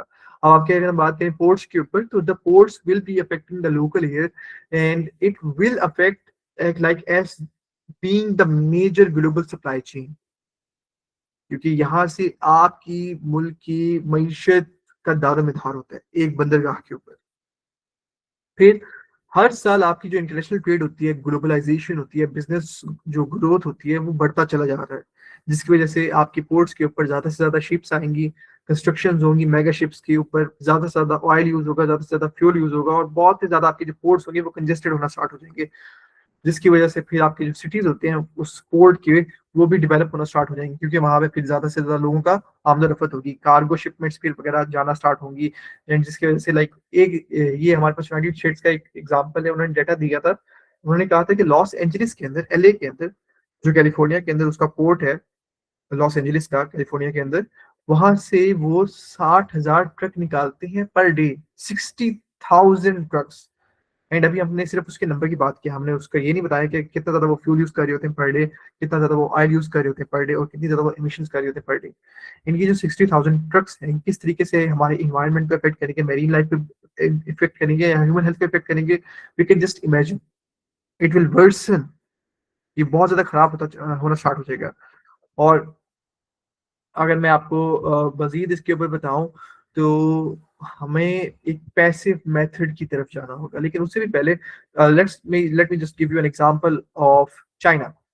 चाइना के अंदर हमारे पास जो आप कह लें, इसका पोर्ट है Shanghai port, Shanghai sorry, I am always wrong with the pronunciation, और फिर मुझे ये बताया जाता है कि it's not Shanghai, it's Shanghai. तो जो हमारे पास शंघाई पोर्ट है, ये जो इसका पोर्ट है, ये एक तरीके से क्रूज पोर्ट है। लाइक हमें हमें एक चीज का कॉन्सेप्ट है कि like we know the concept of cruise ships. Cruise ships नहीं, इसका जो पोर्ट है वो क्रूज पोर्ट है। Like it's completely different thing. यहाँ पे बहुत ज्यादा डेवलपमेंट हो चुकी है। इसके जो पीक सेशंस होते हैं, जो इसके पीक सीजन होते हैं शंघाई पोर्ट के, वहाँ पे शिप की जो एमिशन हो रही होती है वो बहुत ज्यादा इंक्रीज हो जाती है। लाइक वहाँ पे जो नॉक्स एमिशन होती है, वहाँ पे जो सल्फर की एमिशन हो रही होती है आपकी सराउंडिंग कंट्रीज के अंदर, वो बहुत ज्यादा हो चुकी होती है। और किस तरीके से फिर हमें इसको रिड्यूस करना पड़ेगा, किस तरीके से हमें समझना पड़ेगा, फिर ये कहा जाता है कि आप एक तरीके से अपने एयर क्वालिटी सिस्टम्स के अंदर उसको इम्प्रूव करने के लिए अपने पोर्ट्स की डिजिटलाइजेशन करें। और जो पैसिव मेथड है वो ये है कि आप एयर को फिल्टर करते चले जाएं एक पीरियड ऑफ टाइम तक उस जगह की, एंड फिर आप उसको एनालाइज भी करें एक लैब के अंदर। एंड फिर ये भी कहा गया है कि पोर्ट्स को पार्टिकुलरली टारगेट किया जाए, कि जब आप उसको पार्टिकुलरली टारगेट करोगे साल साल एयर क्वालिटी के मद्देनजर रखते हुए, तो उसकी जो एक्टिविटीज होंगी आप उसको मॉनिटर करना स्टार्ट कर जाओगे कि, और आप फिर ये भी आइडेंटिफाई करना स्टार्ट हो जाएगी कौन कौन सी ऐसी एक्टिविटीज हैं जो कि एयर पोल्यूशन की तरफ बढ़ा रही हैं आपकी पोर्ट्स को। और फिर ये जो पोर्ट्स होते हैं generally they are located in the big cities, जिसकी वजह से हमें इसका खमियाजा ज्यादा भुगतना पड़ता है in the urban cities. So अगर हम नेक्स्ट साइड की तरफ चले, I guess today the homework will be for you the two questions. How to improve the air quality index of Pakistan, मैंने आपको भी एग्जांपल दे दी है कि सबसे पहले लाहौर का एयर क्वालिटी इंडेक्स बहुत ज़्यादा खराब है, उसके बाद कराची, पिशावर और साथ गुजरांवाला, फैसलाबाद, फिर हमारे पास मुल्तान का भी कभी कभार हम लोग जिक्र करते हैं, but not that much level के ऊपर, ऑल दो वहाँ पे इंडस्ट्रीज बहुत ज़्यादा है। फिर जो आपका सेकंड क्वेश्चन होगा for your homework, it is just like ऐसे कौन कौन से फैक्टर्स हैं जो अभी भी जिनकी हमें जरूरत है समझने के लिए, उनको जानने के लिए, उनके आइडेंटिफिकेशन के लिए, जो हमारे एयर क्वालिटी मॉनिटरिंग सिस्टम्स को रीशेप कर सकते हैं पाकिस्तान के अंदर रहते हुए। हम अभी ग्लोबली जिक्र नहीं कर रहे, हम सिर्फ जस्ट अपने टाइम अपने पाकिस्तान के हवाले से जिक्र कर रहे हैं। और आपको पता है कि अगर आपके पास कोई भी क्वेश्चन होगा, अगर आप कुछ भी पूछना चाहते हैं, you can just go over my LinkedIn. आप मेरे लिंक्डइन पे टेक्स्ट कर सकते हैं। आप लिंक्डइन पे टेक्स्ट नहीं करना चाहते तो आप ईमेल के थ्रू भी पूछ सकते हैं, या इफ नॉट ईमेल तो you have my WhatsApp number, just contact me over WhatsApp. मैं आपके सवाल के जवाब देने के लिए, like I will try my best to answer your question. थोड़ी सी देरी हो सकती है बिकॉज थोड़ा सा एक तो टाइम डिफरेंस का गैप है, एंड दूसरा ड्यू टू द रिसर्च थोड़ी सी देरी हो सकती है, but I will try my best कि मैं आपको आपके सवाल के जवाब जरूर दूं। So this was all from my side. अगर आपका कोई भी क्वेश्चन है, now I am over to your question. अगर आपका क्वेश्चन नहीं होगा तो I will be sharing the slides to you today right now, module 1 का भी और मॉड्यूल 2 का भी। I will reply Miss Aksa. Sorry, I was just busy today. Last night I was very tired due to some things. तो I will reply to you today. मैं अभी थोड़ी देर में आपको reply देता हूँ, and then हम इसको आगे बढ़ाते हैं। So apart from Miss Aksa, अगर कोई क्वेश्चन है आप लोगों का तो आप लोग पूछ सकते हैं अभी अभी। क्वेश्चन नहीं होगा आपका तो we can just uh, wrap up today's session, and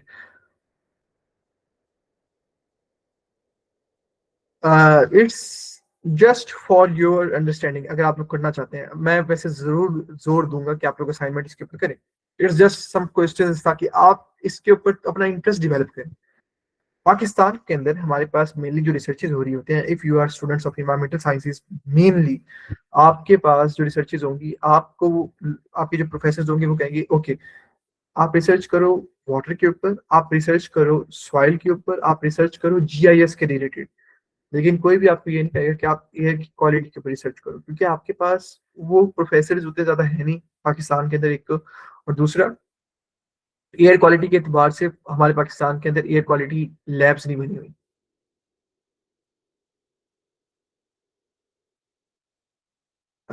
yes Miss Isha, air pollution is avoidable अगर हमारे पास स्ट्रॉन्ग मॉनिटरिंग सिस्टम्स हो, अगर हमारे पास जो पॉलिसी मेकिंग पॉलिसीज है हमारी, अगर हम उनको और ज्यादा इवॉल्व करते चले जाए, अगर हम उसके अंदर जो प्रॉब्लम्स, लाइक हम लोग प्रॉब्लम्स आइडेंटिफाई करते हैं, हम उन पॉलिसीज को दोबारा से क्या कहते हैं रीशेप करें हमारी एग्जिस्टिंग पॉलिसीज को। और दूसरे पे ये भी कहा जाता है कि हमारे हमें जो सिटीजन साइंस होती है, जो क्लाइमेट साइंस ड्रिवन डाटा होता है, हमें उस डाटा को और ज्यादा इवॉल्व करना पड़ेगा, हमें ज्यादा से ज्यादा डाटा लेना पड़ेगा, रियल टाइम डाटा लेना पड़ेगा। और वो रियल टाइम डाटा हमें मदद प्रोवाइड करेगा इन टर्म्स ऑफ अंडरस्टैंडिंग और in terms of answering the thing that air pollution is really avoidable, हम इसको प्रॉपर्ली अवॉइड कर सकते हैं। No worries Miss Isha, thank you so much for asking this question. और अगर कोई क्वेश्चन इसके अलावा है तो आप लोग जरूर मेरे से पूछ सकते हैं, अदरवाइज इंशाल्लाह इंशाल्लाह I would be seeing all of you on Friday or I guess on Saturday, but I will let you know. Mainly it will be on next Saturday for the module 3 sorry, and module 3 के अलावा on Saturday it will be module 3 next Saturday, and on Sunday it will be module 4, या फिर like on Friday it will be module 3, and on Saturday it will be module 4, and on Sunday it will be module 5. I will let you know and I will communicate with you 2 or 3 days prior. और मैं आपके साथ आज ही ये module 1 भी share कर दूंगा, module 2 भी शेयर कर दूंगा। आई will be creating a Google drive folder, जिसके अंदर उस गूगल ड्राइव फोल्डर के अंदर जाकर you can create your a name of a folder of your name, and उस फोल्डर के अंदर जाकर आप अपनी एक ओवरऑल डॉक्यूमेंट को अपलोड कर सकते हैं। जोर मैं फिर दूंगा, चैट जीपीटी के थ्रू आपको आंसर्स तो बहुत आराम से मिल जाएंगे, लेकिन जब आप खुद रिसर्च करेंगे तो एक लगन उठती है इंसान के अंदर जानने की, उसको स्टडी करने के लिए। तो आप चैट जीपीटी से हटकर अगर स्टडी करेंगे इस चीज को तो आपको और चीजें ज्यादा समझ आएंगी। आई विल नॉट सजेस्ट कि आप चैट जीपीटी के थ्रू इसको समझिए। So I guess this is all for today. I really look forward to seeing you all on the upcoming weekend. अगर आपको एयर पोल्यूशन से रिलेटेड कोई भी सवाल होगा तो आप लोग मेरे से पूछ सकते हैं। अगर इसके ऊपर रिसर्च करना चाहते हैं तो तब भी आप मेरे से पूछ सकते हैं। There are loads of opportunities, बिना झिझक पूछ सकते हैं अगर आप लोगों ने एयर पोल्यूशन के ऊपर रिसर्च करनी है। आई will be sharing the opportunities, मैं आप लोगों के साथ कर सकता हूँ। It's just like if even through this section अगर आप लोगों की हेल्प हो सकती है तो it will be really best. So thank you so much for attending today's session. I really look forward to seeing you all on the Ms. Aksa, I will be sharing the modules. मैं एक तरीके से module 1 और module 2 के document को PDF की form में share कर देता हूँ व्हाट्सएप ग्रुप के अंदर। और उस ग्रुप के अंदर जब आप उस डॉक्यूमेंट को ओपन करेंगे तो जो सेकंड लास्ट स्लाइड होगी, उस सेकंड लास्ट स्लाइड के अंदर आपके पास उस सेकंड लास्ट स्लाइड के अंदर आपके पास वो दोनों क्वेश्चंस मौजूद होंगे उन दोनों डॉक्यूमेंट्स के अंदर। So total you will be having right now 4 questions, and उस 4 क्वेश्चन को आप टू द पॉइंट भी आंसर कर सकते हैं। अगर आप उसको एक्सप्लेन करना चाहें तब भी आप आंसर कर सकते हैं, लेकिन इट्स जस्ट लाइक कि मैं ये चाहता हूँ कि आप लोग खुद ब खुद आपकी अंडरस्टैंडिंग इसके अंदर मजीद बढ़े, आपका इंटरेस्ट इसके अंदर मजीद बढ़े। सो ऑल, और इंशाल्लाह looking forward to seeing you all tomorrow, और not sorry, tomorrow in the next weekend. So ध्यान रखिएगा अपना, खुदा ताला की हिफ्ज़ अमान के अंदर। Good night from my side, शब बखैर, ध्यान रखिएगा, अल्लाह हाफिज़।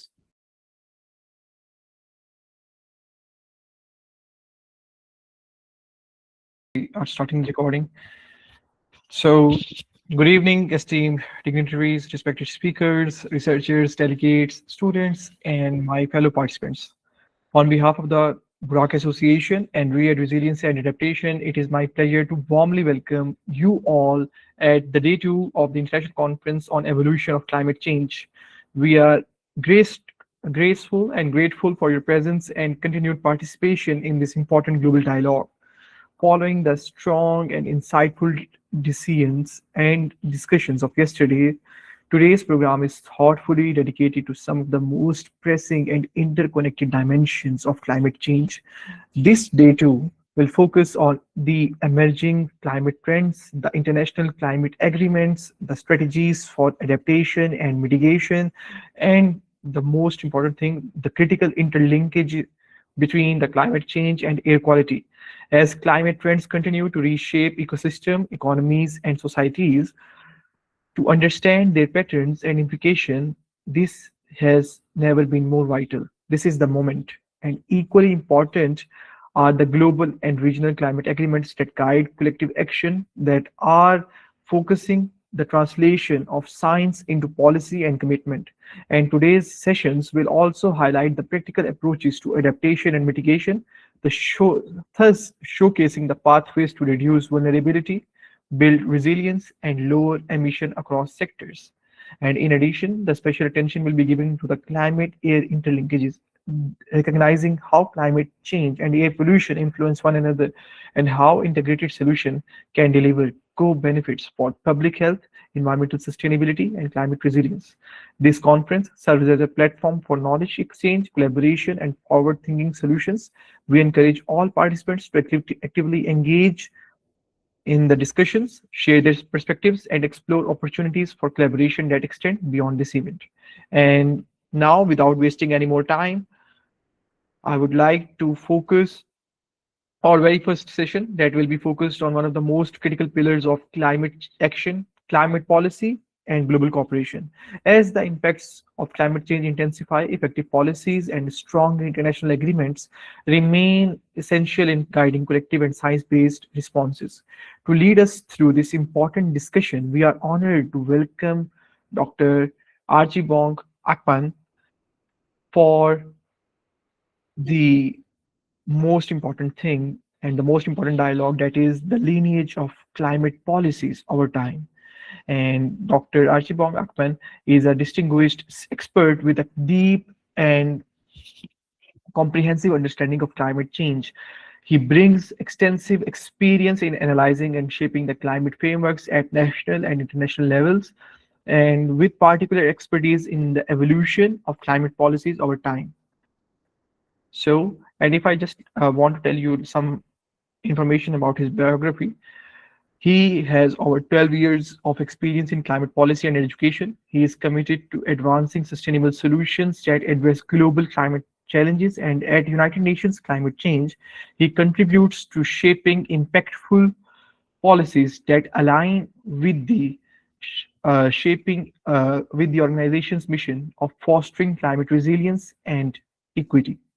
And his expertise are in climatology, risk assessment, and policy advisory that enables him to provide innovative perspectives while collaborating with stakeholders to drive meaningful change. So let us just warmly welcome Dr. Archibong Akpan. Sir, are you there?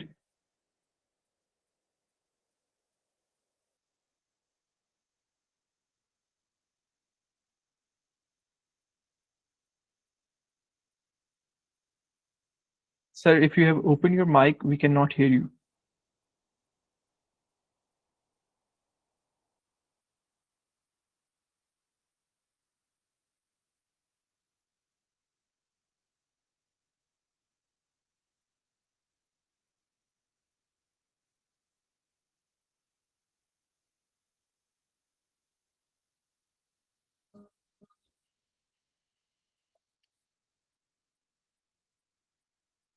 Let us wait for Doctor.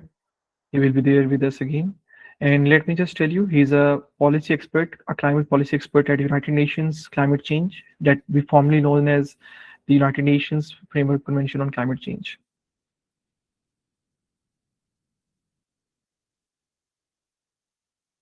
Sir, we cannot hear you.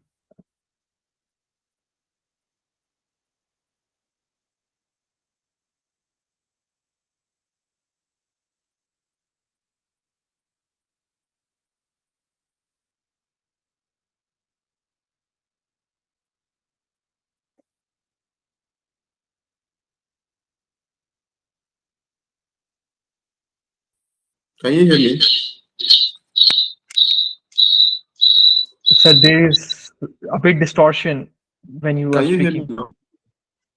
Yes, sir, we can hear you now. Okay.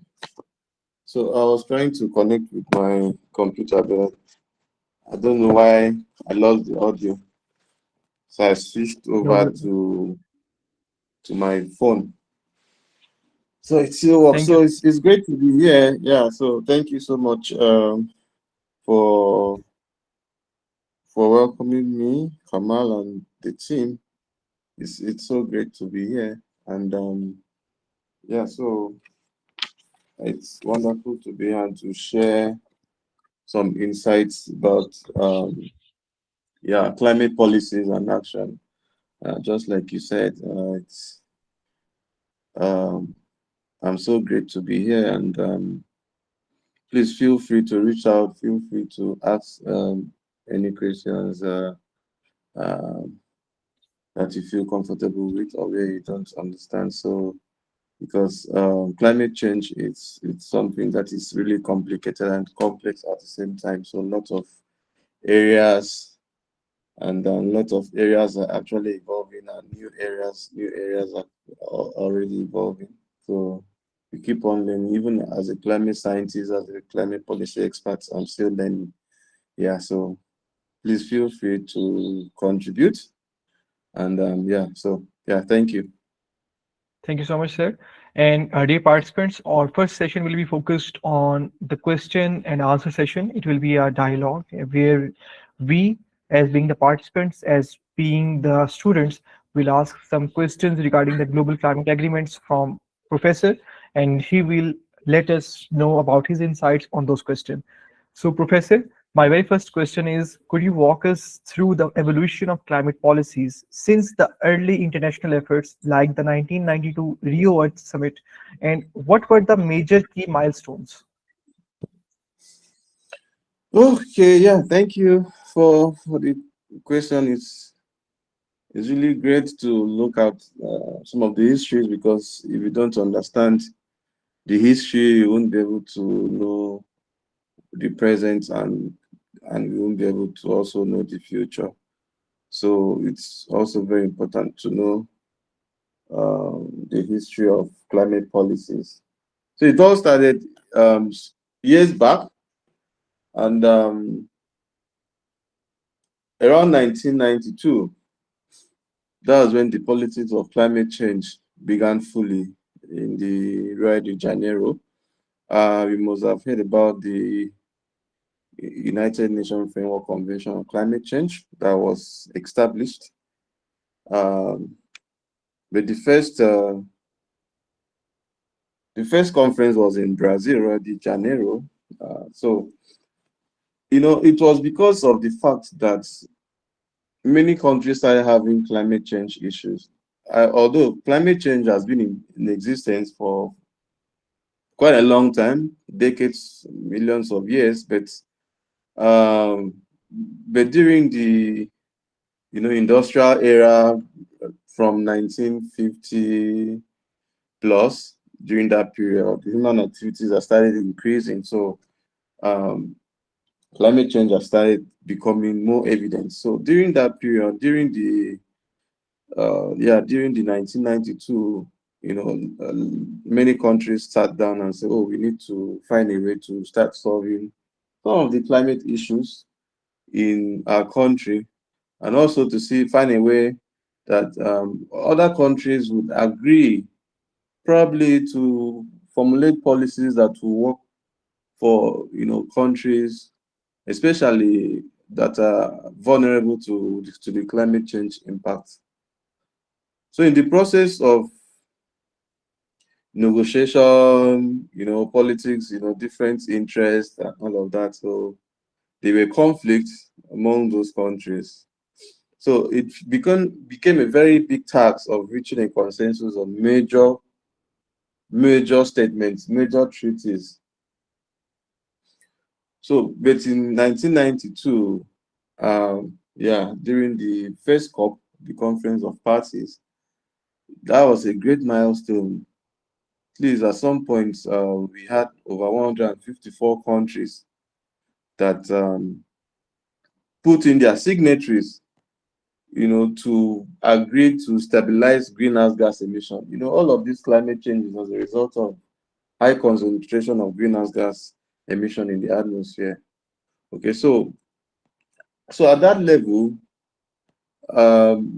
those countries, of course, the 154 countries, were really, particular about it, and they also were so very interested in tackling down climate change. So, but the United States of America played a very key role, of course, aside from the establishment of the UNFCCC. Of course, they also played a key role in making sure that most of those countries have signed to the agreement to stabilize greenhouse gas emission. We are actually, serious about it. They were not just playing politics about it. So, being that by then they were still the world power, so they actually provided some of those support for other countries that, of course, were vulnerable, but at some point we are not able to tackle the climate change issues.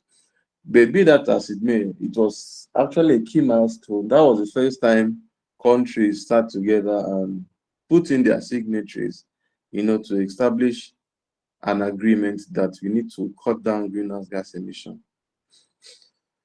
So aside from that, in 1994, after the Rio Convention in 1992, in 1994, there was a treaty. Of course, the treaty was to, aside from, there was a treaty. So the treaty was just to make sure that, all of those signatories, all of those agreements are binding. And so that was why they had to Kyoto Protocol to stabilize greenhouse gas, aside from stabilizing greenhouse gas emissions, but also during that period, the ozone layer was actually depleting. So, countries reached out to stop the use of the use of fluorinated gases that have impact on the ozone layer. So in 1995, the first conference of the party that was officially held in Berlin in Germany. So that was what we called COP1. So by then, parties agreed that the UNFCCC were inadequate of course, and they also made provisions for developing countries, to make their input, to also prioritize what they are actually experiencing in terms of the climate change. Then in 1996, we now had the Conference of Parties, the second Conference of Parties that was held in Germany, sorry, in Switzerland. And in that year, what we call a science body platform was established, because aside from the politics, the political governance of climate change, we need to bring in evidence, scientific evidence to, to actually inform policies, to actually inform government on the best way to tackle climate change. So the establishment of the Intergovernmental Panel on Climate Change, of course, was in 1996, whereby they were empowered to provide those scientific evidence, those scientific data, to inform governments on how to, tackle climate change. So, but in 1997, the COP3, the third COP, was held in, Japan, and aside from the Kyoto Protocol that was adopted in 1997, that was binding. Actually, that was binding. Of course, the parties now agree that they need to tackle the six major greenhouse gases emission that actually contributed to climate change, that actually contributed to the depletion of the ozone layer. Those gases were the carbon dioxide, methane, nitrous oxide, hydrofluorocarbons, then and sulfur hexafluorides. So we used to hear the Kyoto Protocol, Protocol. Well, it was in the protocol was like it now became a treaty. So if you don't adhere to it, you'll be fined. There were several punishments that were assigned to parties that that signed their agreement, the treaty. So additionally, by the way of changing it to like some kind of trading for and at least by now you've heard of carbon market, carbon trading by now. It didn't start now, it started around that 1997. So we started trading those emissions. We now started having the clean development mechanism and the joint implementation. So all of those efforts were aimed at ensuring that countries that we're actually using air conditioners and all of those components that will cause ozone layer to deplete, that will also increase the atmospheric concentration of greenhouse gas emission. We actually advised to tame down their production. So the United States, of course, aside from the fact that they signed the Kyoto Protocol, when we talk about this climate change, is as a result of political will. By then, Clinton, that was even in Clinton's administration. So Clinton played a very key role, of course, to make sure that the Kyoto Protocol was actually established. Aside from being established, all of the mechanisms were followed. Then by the time we got to COP5 in Berlin, in Bonn, so parties continued the negotiation effort to focus on the adoption of the guidelines of the preparation of the national communication. So we started having national communications on climate change. If you go to the World Bank or the UNCCC website, you'll see a lot of national communication, that tax countries that have signed an agreement with the UNCCC to also put up their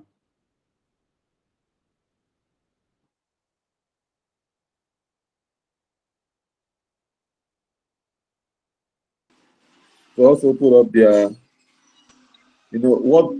they've done, actually what they've done to all of the activities that they put up together to to tackle climate change. So they're trying to put up all of those reports, the activities they've done. So we started having countries that will provide their national communications and many other reports, national adaptation, programs of action and all of that. Then in COP6, which was also in Bonn, we called it the Bonn Agreement. So all nations except the United States agreed on the mechanism for the implementation of the Kyoto Protocol.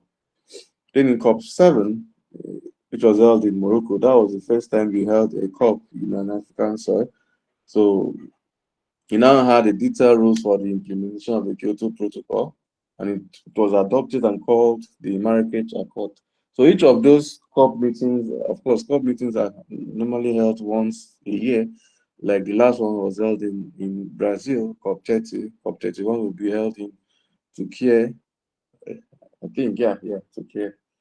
So each of those COPs, there's always an implementation plan. Aside from implementation plan, there always some level of agreement that is binding. So in Morocco, now had the Marrakech Accord, which was to set up a funding for developing countries to start having access to technology, access to finance to tackle climate change.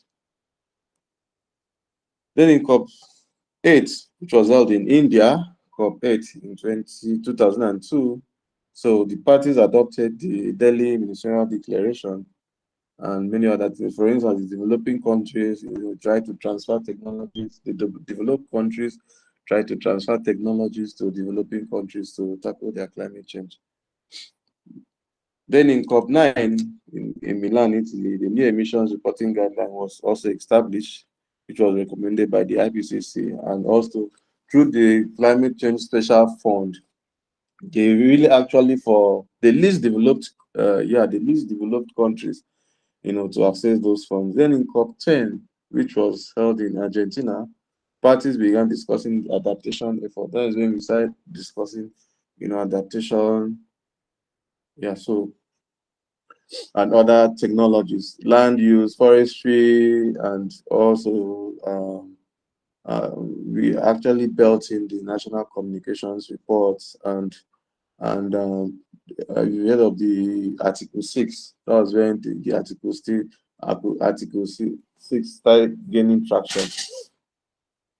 Then in COP 11, which was held in Canada, so you have a lot of these COPs. The one that was held in Canada, of course, broke a very major milestone that led to capacity building of Jeff.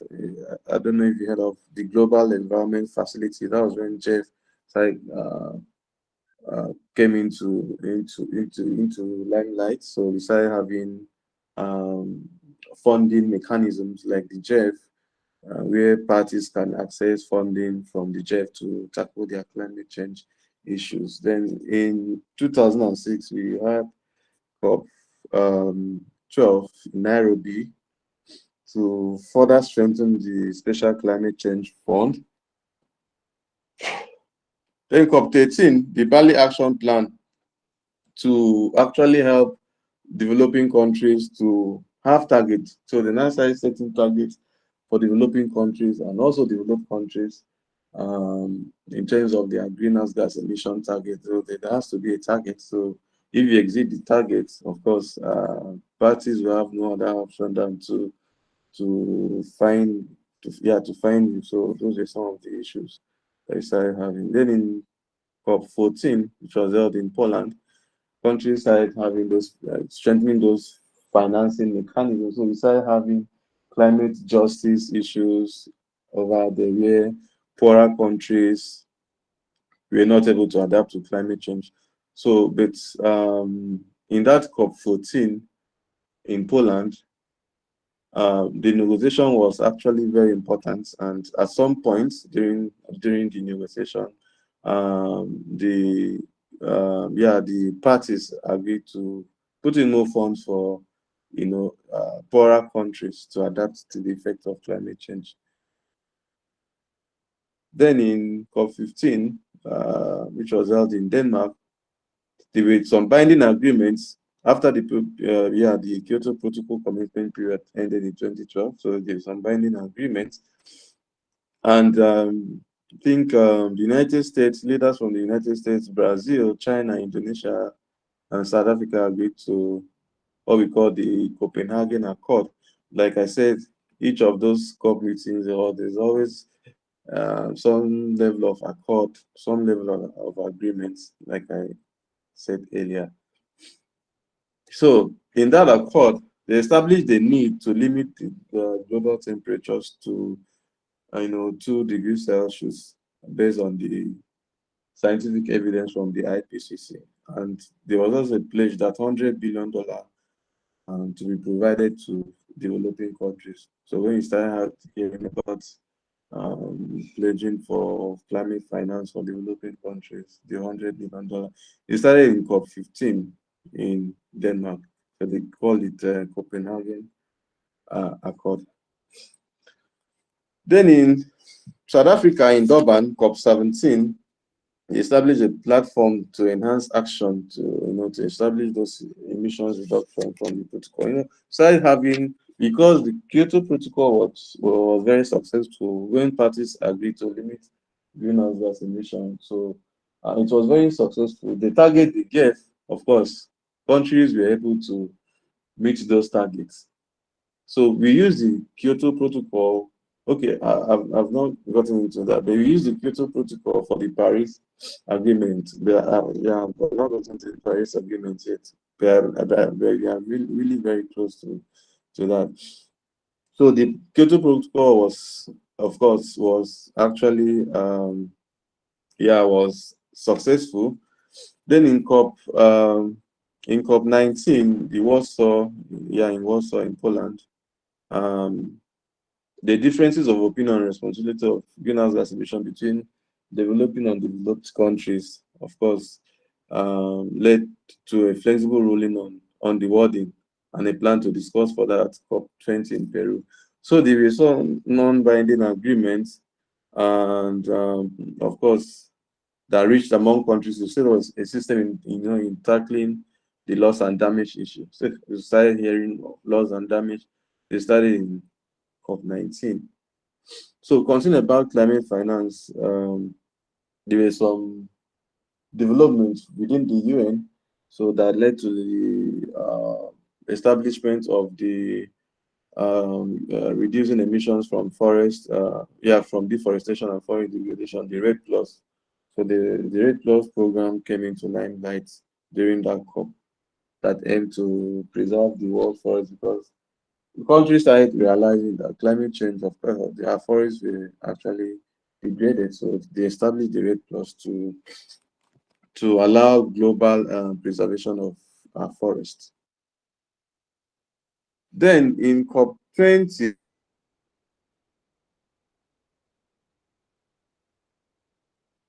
that was the first time we had over 15,000 delegates. We've never had that, but I think the participation was really great in COP20 in Lima. So more than 400 countries, more than 400 conferences, of course. Speakers, people spoke during that event. Of course, that was the largest commercially focused event in COP. That was the first time we started having side events, many speakers, world leaders, delegates. Of course, that was in COP 20, and we started having many press people coming in to make interviews and statements, and all of that. So in COP21, in COP21, parties agreed to reach a landmark agreement, which was in December 12th. You used to hear of COP21. You used to hear of the Paris Agreement. That was in COP21. So parties reaffirmed the goal of limiting global temperatures, to 1.5 degrees. So that was in COP21, and also trying to enforce yeah, the 100 billion pledge for a year for developing countries. That was in COP21. Then there were a lot of the aside there were a lot of binding rules. We call it agreements. The Paris Agreement during that COP, of course, parties were very open. So decide having mechanism to address a strong mechanism to address loss and damage, a strong mechanism to assess climate finance, a strong mechanism to limit um, to limit countries' emissions, aside having that nationally determined contribution. So making sure, aside from the clean development mechanism, so we start having parties agree to be reporting their nationally determined contribution, which is the NDCs. We've heard of it, every 5 years, with clear expectation that they will represent it will represent a progression, beyond the previous, beyond the previous one. So if you have something like probably your country wanted to reduce emission by 30% um, within the next 5 years. So within the next 5 years, when you're updating, you should be able to update the UNFCCC. Oh, this is what my country has achieved. Probably raise your ambition from maybe to 30 to 50, and this is when we are going to achieve net zero, emission. So that was the agreement parties reached during COP21, which is called the Paris Agreement. So the Paris Agreement, of course, was similar to the Kyoto Protocol, but parties agree that that will be what will help them to take off some of the issues that will tackle climate change holistically. So aside from all of those COP 25, 27, COP 26, COP 28 that was held in UAE, COP 29 that was held in Azerbaijan a year before last, and COP 30 that was held in Brazil, of course. So, but I just wanted to let you know that those are some of the things that has actually transpired, evolved, right from the Kyoto Protocol, the Clean Development Mechanisms, and the Paris Agreement. So, a lot of agreements have been reached to mitigate climate change. But everything boils down to the effort from, the parties. Very recently, the United States, um, of course, the United States, of course, agreed not to be part of the parties again. So they've removed themselves from uh, on climate change efforts. So that in that they were the ones that were driving the seats, but because of the political differences, we now have other countries because of the political differences, the other countries are now stepping up to ensure that that global commitment is being actualized. So that is the evolution. I don't know if you have questions. You are free to ask me. Thank you. Thank you so much, Professor. And my dear participants, if you will be having any question from Professor, you may ask. Uh, Dr. is an expert in the global climate policies, and he's serving his role as a UN climate policy expert. So please, if you have any questions to ask from Professor, the floor is over to you. And we will be entertaining two questions to ask from Professor, and then we will be moving to our next speaker. Just raise your hand and ask the question if you have from Professor.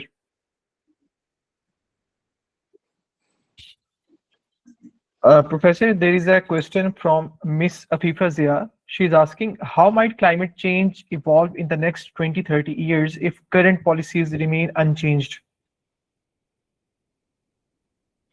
Okay, yeah, thank you. The thing is that climate change has come to stay, and a lot of countries, especially developing countries, are now driving the seats. There's actually been this systemic issue, especially in developing countries. I want to use Africa as a point of concern. When we go to most of these COP meetings, there's this mindset that developing countries are coming in to beg for money to go and tackle climate change.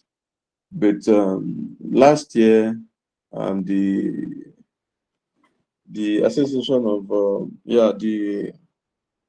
AGN, the African Group of Negotiators, actually put up a statement that uh, of course they need to look inwards, they need to look out for the expertise, they need to drive the political view, and they need to talk to their government to make sure that they are able to tackle climate change. So we are now seeing climate change as not just an opportunity to beg money from developed countries, but also an opportunity for developed countries to invest. So we have young people who are actually doing well, establishing nature positive climate solutions.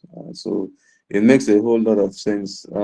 So it's going to change, but it will be a gradual process because so far so good. I think the concern now is that the developed countries have used fossil fuels over the years to develop their countries, to develop themselves.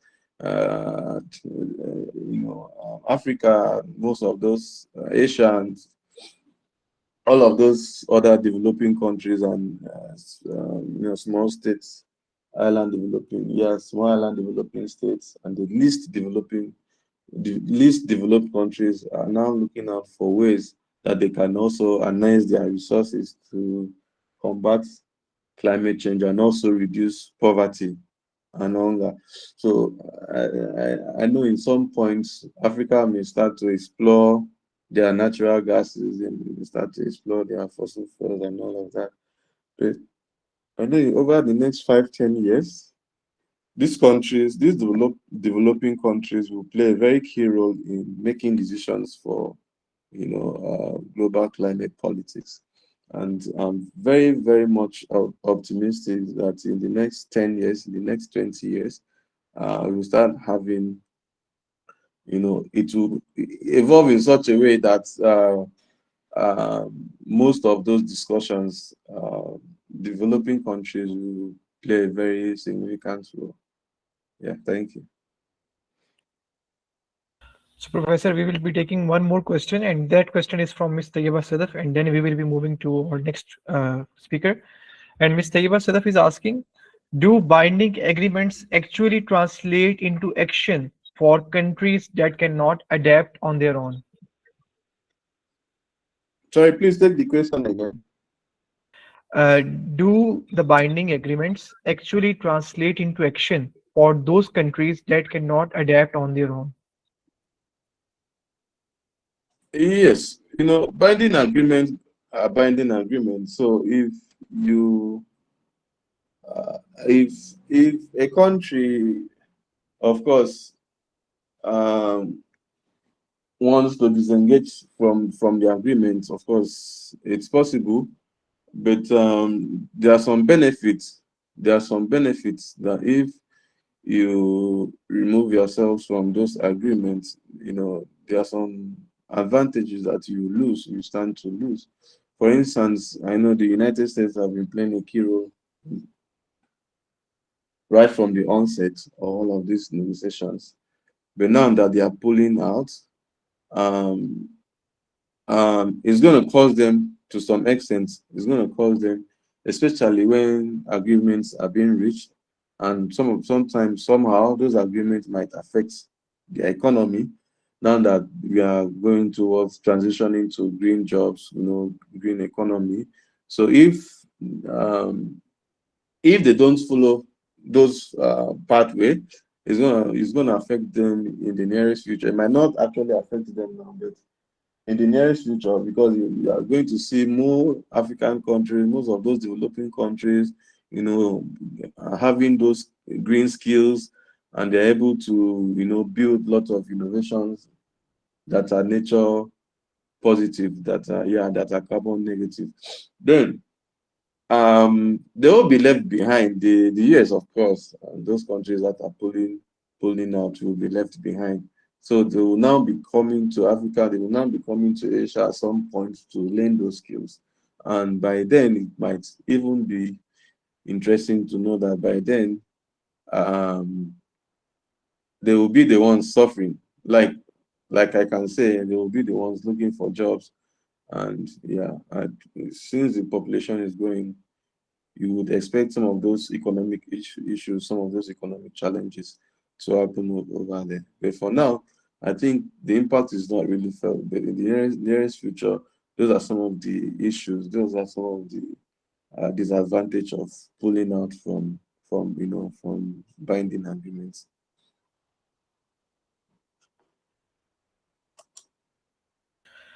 So thank you so much, Professor Dr. Archibong Akpan, for that truly insightful and thought-provoking answers. Your deep expertise on the subject of the lineage of climate policies has illuminated critical aspects of these challenges and opportunities ahead.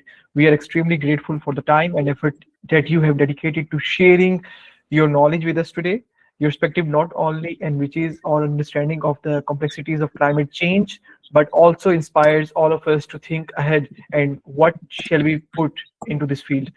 And with that being said, once again, we are truly grateful for your time, for your precious time that you have given us, and along your precious time, you have given us your thought-provoking answers. And with that being said, now, as we continue our journey through the complexities of climate change, it's crucial that we ahead of the curve, understanding not only where we stand today, but also the emerging climate trends that will shape our future. It is my great pleasure to introduce Ma'am Aja Esther, an expert in climate science and a leading voice in understanding the latest global trends. And if I would like to tell more about Ma'am, she has over 9 years of experience in the fields of environmental and social safeguard, sustainability, and climate change research within the context of development projects, particularly those that have been funded by the World Bank. During her career, Ma'am has been actively involved in implementing measures aimed at preventing and mitigating negative impacts in development projects.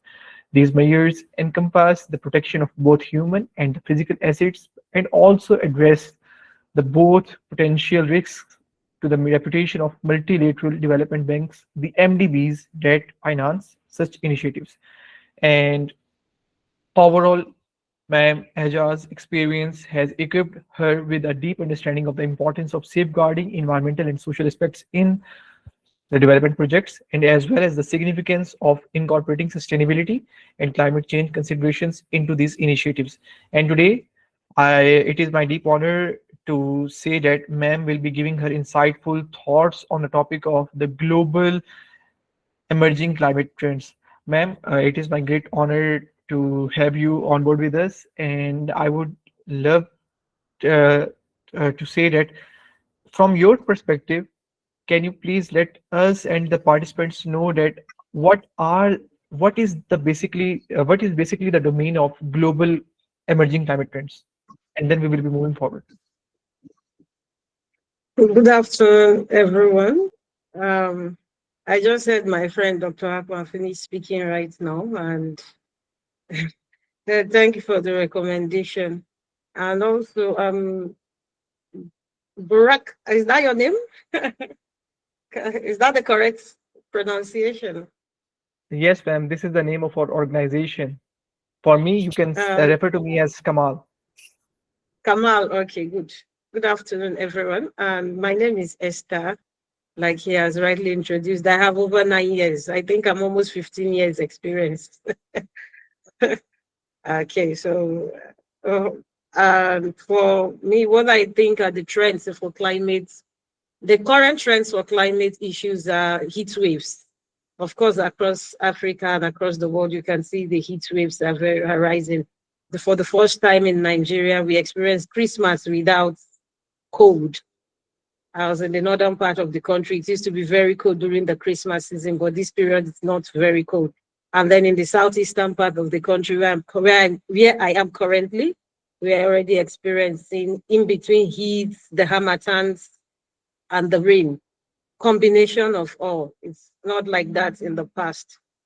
We do not used to experience it like this in the past, but currently we're already experiencing it. So it just shows that we have rising temperatures, and rising temperatures equals to rising rainfall, flooding, and then, in fact, let me call it generally heat waves.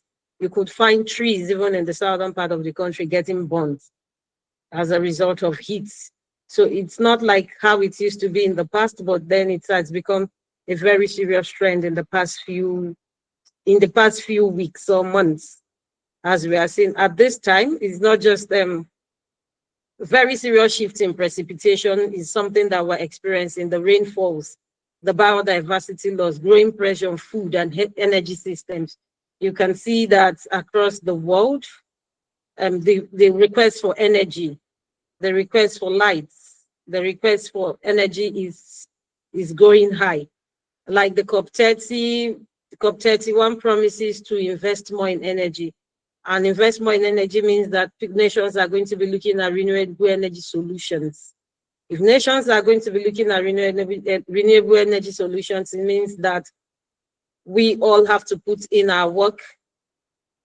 We all will have to put in the work to get to the point where these things needs to be addressed, because the issues of climate change has entered into a phase where we need to address issues thoroughly, because it's affecting transactions, affecting global politics, it's affecting economics, it's affecting structures of governance. And as someone who works for a subnational government, I understand how this is impacting the livelihood of persons. And at the same time, there is an increase in technology and data to address issues of data in climate science. We had the World Meteorological Institute addressing issues of data management in the last WTO conference, and the World Economic Forum, sorry. The World Meteorological Organization talked about issues of data, cross-border sharing of data systems and information to tackle issues of climate change, risk, and investment. So it means that any nation or subnational government who has not been able to address the issues of data in their own system might not be able to access global finance or global fundings to address these issues that are already plaguing the world. So these are things that we need to be paying attention to at this time. And maybe from a subnational perspective, I can actually say without data, without the numbers, without investment, of course, we know that the global finance structure has changed. What we used to know as development funds are all gone. What we have now are investable funds. So this, one of the things for us as people globally is that in whatever area of life we are dwelling on, or where we are practicing or sector we belong to, is just for us to understand how do we gather information that can lead to investable fundings for us? How do we understand these things in terms of the emission numbers to money? The days where a partner can just say, I will pay for this information gathering for you, or the data intelligence for you, is probably is already looking like an impossible thing. But then that's when my friend Dr. Akpan was talking about governments looking inwards, like African government looking inward to do their numbers. All right. And then which leads to the financing. And it's a very serious issue for us at this point across Africa and across Asia. I know that to gather this information, to look at the intelligence sharing for climate data it's a very expensive, is a very pricey, and and it's capital intensive. But then African governments are beginning to realize we can't even do that, or the other third world countries, like they would always say, are beginning to realize we can't even do this without this information. Also, but then it's not all negative in terms of what it is. It also portends to us the opportunities that are out there that can be harnessed from this. And the climate change is not all negative from my perspective. It's a transition that is happening across the world. It's a transition that is affecting people and economics. So it's also an opportunity that creates new jobs. Of course, every century, new things happen, new jobs are created, new billionaires are created. Imagine wealth comes in from all of this. Who would imagine that in the next 10, 20 years, we would not, I think maybe previously, when you have the likes of the Mercedes, Volkswagen, and all that, now we have other smaller companies coming out, springing up from everywhere. I was having a conversation with a colleague this morning, and we're talking about the Nigerian gas transition plan. Of course, in the past, we're talking about how gas is now very common in the rural parts of Nigeria. You see small gas plants across the rural communities in Nigeria. Families do not really need to go look for firewood to cook. But with 1,000 naira, which is less than $1, you can go to buy gas to cook for the day. So we had that conversation this morning. So when you look at the clean cooking systems in Nigeria and the evolution that has occurred in the gas infrastructure, the gas economy in Nigeria, you can see these revolutions, new innovations, people coming up with new solutions that are household-based or need-based within communities. So these are some of the things that have happened over time in the climate space, yes.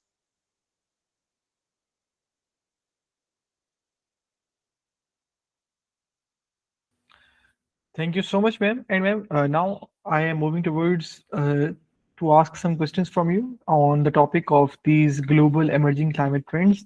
And firstly, ma'am, I would like to ask a question from you, like what should be like the latest IPCC reports emphasize that there are certain tipping points in the climate systems.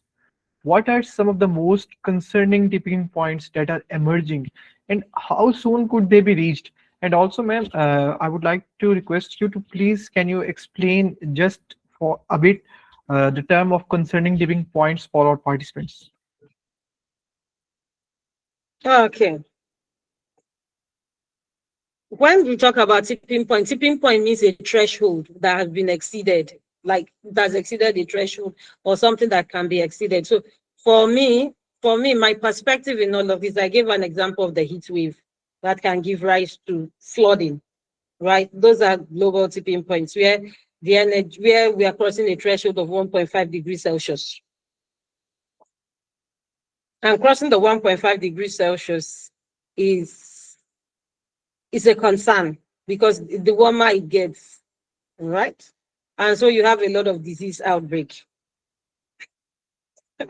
Because I think I remember as when I was still growing up as a teenager in secondary school, and then when during the heat season, we're asked to leave the windows open, we're asked to sleep outside and all that, so that we can have fresh air, cool air.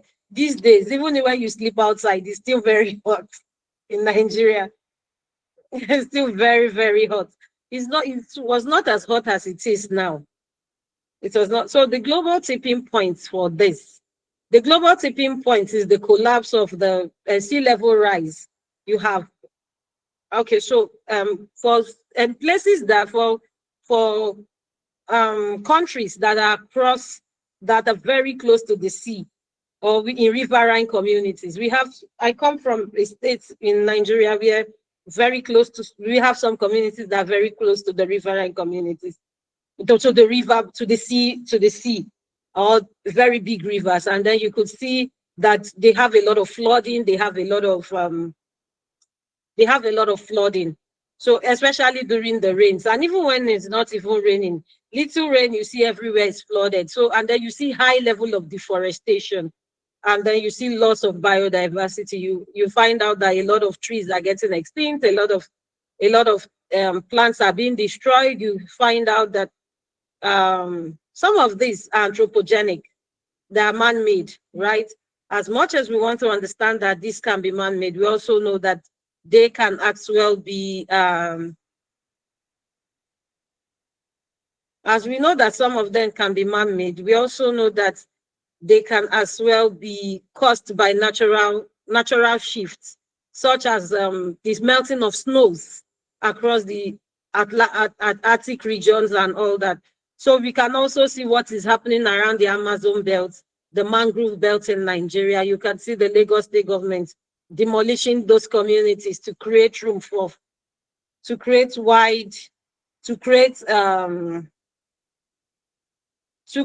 passage for waterways. This is happening because of the excessive flooding that has gotten to a tipping point that is submerging cities and submerging communities. Of course, the IOM, International Migration Organization, I can't remember, ILO, or no, not ILO, the Migration Organization, looked at and created the special fund for communities that could be submerged as a result of flooding and as a result of sea level rise. And then in some communities, you have the like the coral reefs being grown. In Nigeria, you have the High Prep project that is growing back water hyacinth, that is taking away water hyacinth, and then that is also growing, that is also managing the mangrove sites so that they don't get extinct, because these mangrove control the carbon sinks around the riverine area, or they serve as threshold to absorb. Right? So these things are really happening across. I can speak of Nigeria because that is where I am, and that is where I understand more. So I now understand what happens in my country more. So I use this because I work for a subnational government. I understand what we are doing, how we are doing it, what is really happening on ground. So the High Prep project is the mangrove restoration project. That is helping to control flooding across the Niger Delta states and the riverine communities in Nigeria, which the states where I come from is part of. So you can see these shifts. So these are issues that the tipping points, we're afraid that one day we will just wake up and some communities might not exist anymore if nothing is done about preserving these communities as a result of these global tipping points. The rainfall has increased in terms of volume and in terms of longevity and intensity. But one of the things, like the last rainfall in where I reside, it started in March and ended almost in November. Usually it will start in April and end in October. But these days it goes very wide. The range, the timing, and the intensity has been is more frequent than we used to know it. Yeah. So ma'am, now I guess we should be moving towards some participants' question. I saw there was a lady named Miss Aisha who have raised her hand. Miss Aisha, if you have any question from ma'am, kindly you may ask, or if you will not be having any question, we may be moving towards the question that is in the chat box and that are in the chat box, although I still. Okay. So I guess, ma'am, Miss Aisha is not having any question. So, ma'am, there is a question from Mr. Faisal Ikram. He's saying, is climate change demolishing the energy resources around the world? If yes, then what will be the solutions to overcome? Yes. Okay. So, it's actually demolishing the energy resources around the world or diminishing it, right? In terms of the request for renewable energy solutions is, of course, it's triggering a lot of crises across Africa. It's triggering a lot of crises in Nigeria. It's where people might go to mine lithium, other mineral components for this. So you could see that communities are being attacked daily. It's creating a lot of insecurities. And across the Congo region, it's the same thing. Across the West African sub-region is the same thing. But then I think there's a solution. Yeah, if there are solutions to it, yeah, of course. Because the scramble for resources has led to this. Solar panels are not built in isolation. They are built with resources from ground, from the soil, from underneath the earth. And lands where these things can be deployed are community lands, of course. So you can have you can have governments and the people fighting over these land resources. So some of these issues are issues that can be triggering for people like me who understand what has happened in the climate space. As much as the climate space is not all bad, and then the energy system and the resources, the shift to renewable energy deployment is not all bad, but then there's also this crisis that it tends to portray. There's also the crisis that comes with it to manage these systems. And the risk of it is the exposing families or exposing people to the social inequality that it creates. The energy systems is creating a lot of social inequality. I don't know about or in other places, but it creates a lot of social inequalities because of the resources. And so what needs to be done is that the sustainability issues that we talk about, material sourcing for these things, should be something that before you buy any product, if every one of us on this stream can say, before I buy any product, what is the global rating of this product? Where is the material coming from? How do we source the material? Where was it sourced from? How was it made? What labor skills are being used to do this? These are some of the issues that needs to be addressed. The sustainability reporting of any company should be made mandatory by governments. Of course, a lot of governments have signed the pacts. One of the pacts that have been signed is Nigeria signed the ISSB FIRS1 and FIRS2 climate disclosure parameters. So for a company operating in Nigeria, you must submit this document to the Financial Reporting Council.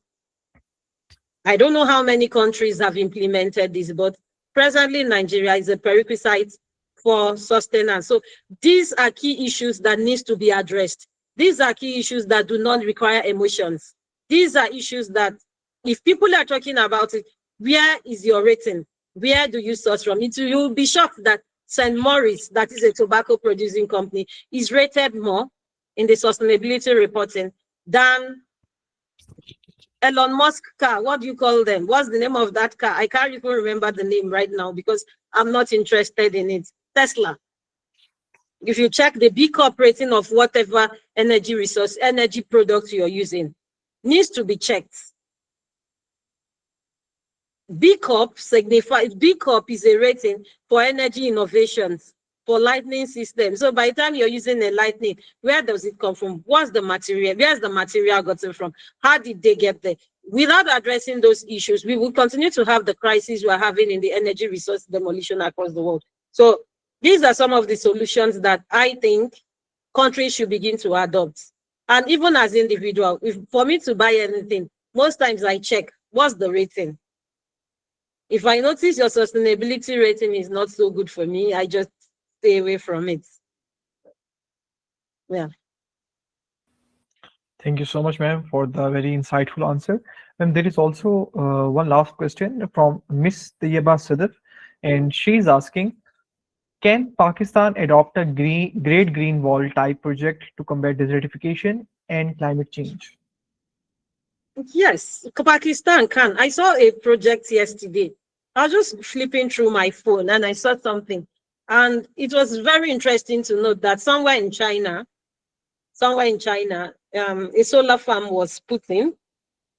And while they installed the solar farm, providing energy to over 5 million people, they were cleaning when they cleaned the panels and the water drips on the floor, grasses began to grow in a desert.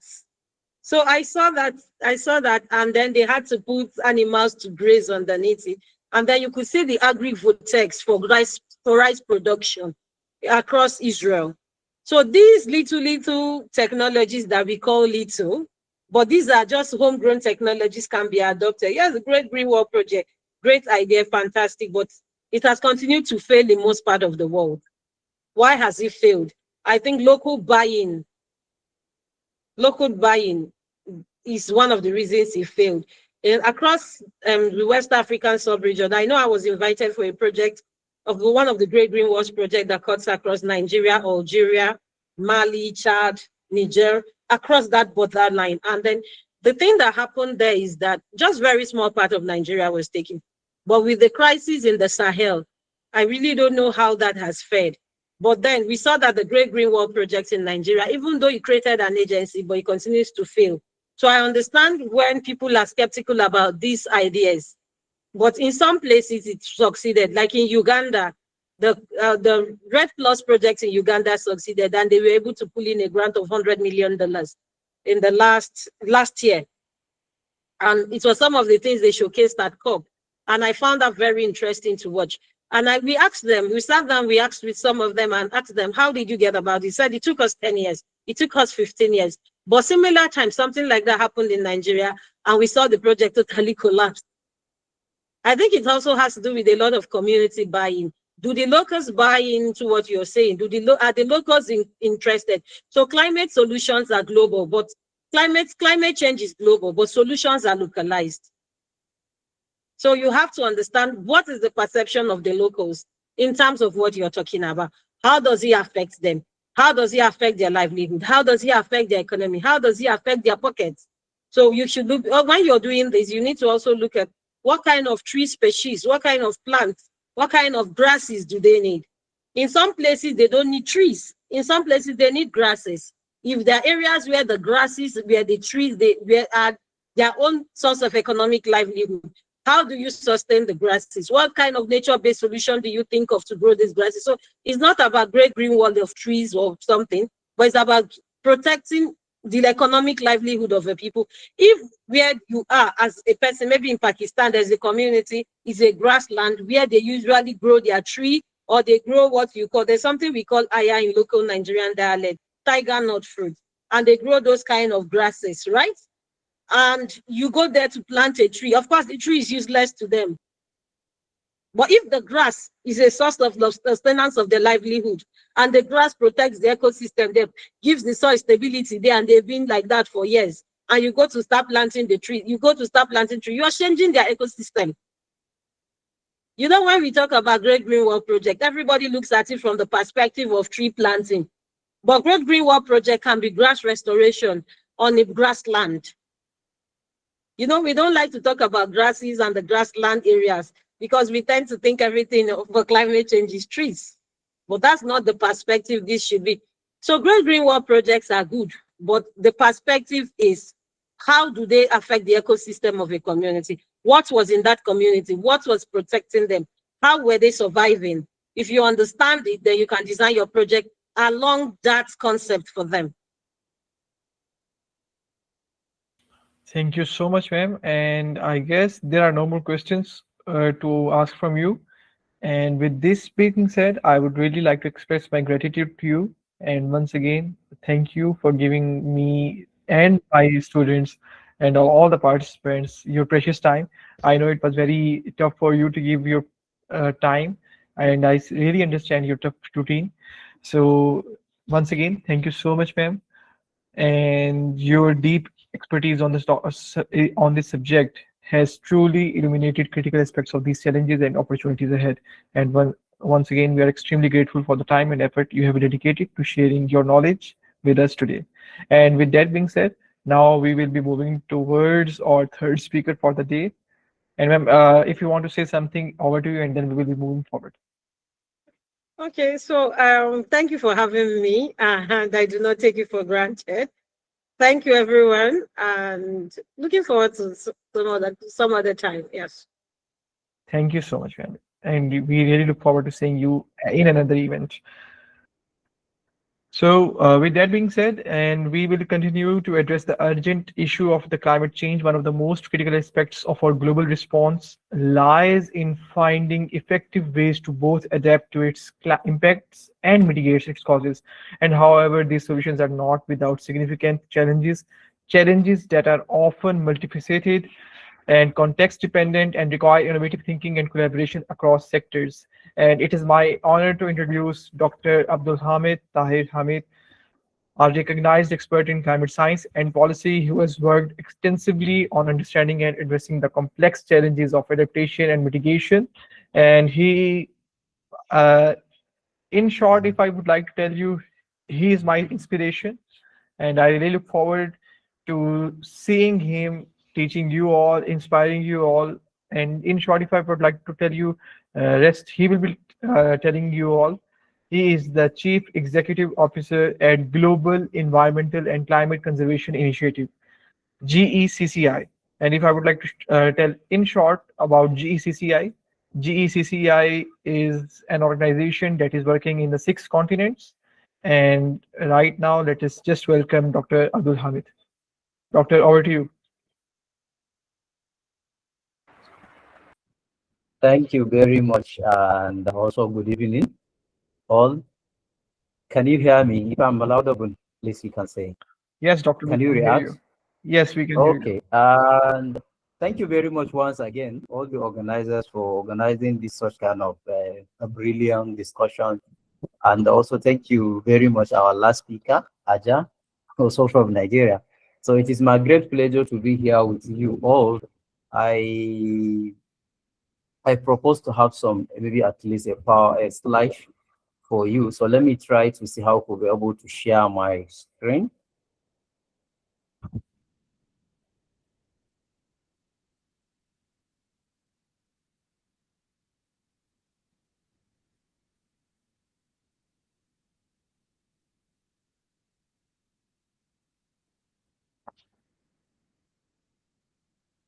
Oh.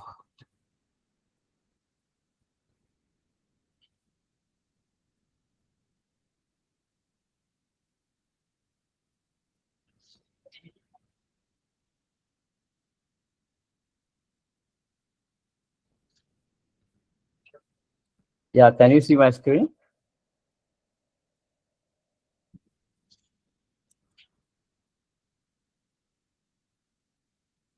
Yes, I said, can you see my screen? Hello? Anyone can Yes, give Doctor, we me a can thumb? see your screen.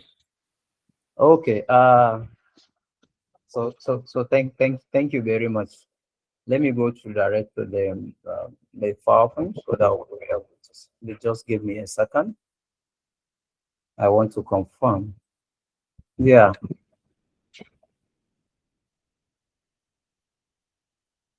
Okay. The topic of our discussion that we are going to do is just about the climate challenge and what is the role and also the role of young people in most of our countries. So as we already heard from our previous speakers, all about the climate change, what is happening around and what we could be able also expecting to do in order to mitigate or in terms of the adaptations. So as we had that the climate change is affected weather, food, water, health, and economic. So if we can also see that in most of the cases or in most of our countries are vulnerable in terms of this, that's why it's making relevant ministries from the Ministry of Environment, Climate Change, Agriculture, Water, Health, they are trying to bridge in this gap between their own agencies or ministries or parastatals in order to bring so many changes around the issue of climate change that are affecting these sectors. So and also if we can see the adaptation is copying with the impact while the mitigation reducing the emission. So it's normally in our countries like Pakistan, Nigeria, we are highly vulnerable in terms of these challenges.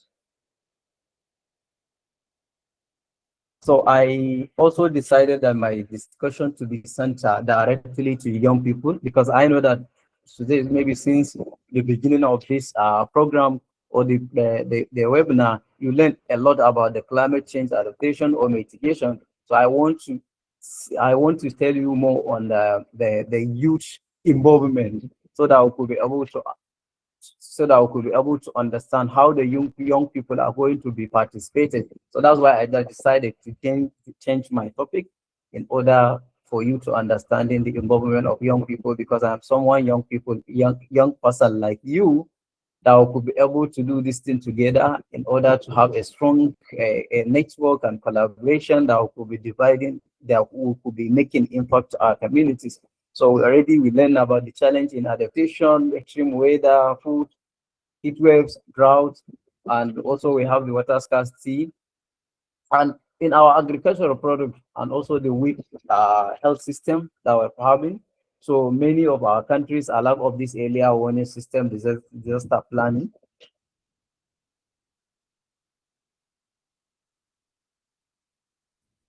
So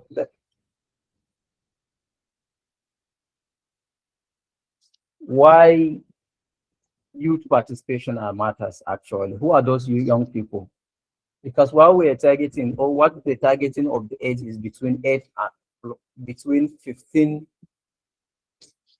to 35 years old are the young people. So why their own participation matters? Because because we need to have an international justice, equity and inclusion, innovation and leadership, so that at least the young people can show their own innovative idea and how they could be able to participate. Is such kind of discussion of observation or in such kind of discussion around the globally and around the locally and also in our communities. So we have something which is how to deal with the young people. That is the under participation of the young people on the youth climate negotiation, because we have the participation for young people in the UNFCCC process, UNCCD process, CBD process. Please, moderator, can you give me maybe a 2 minutes? I'm coming because someone is knocking my door, please. I'm taking this excuse. Sure, doctor.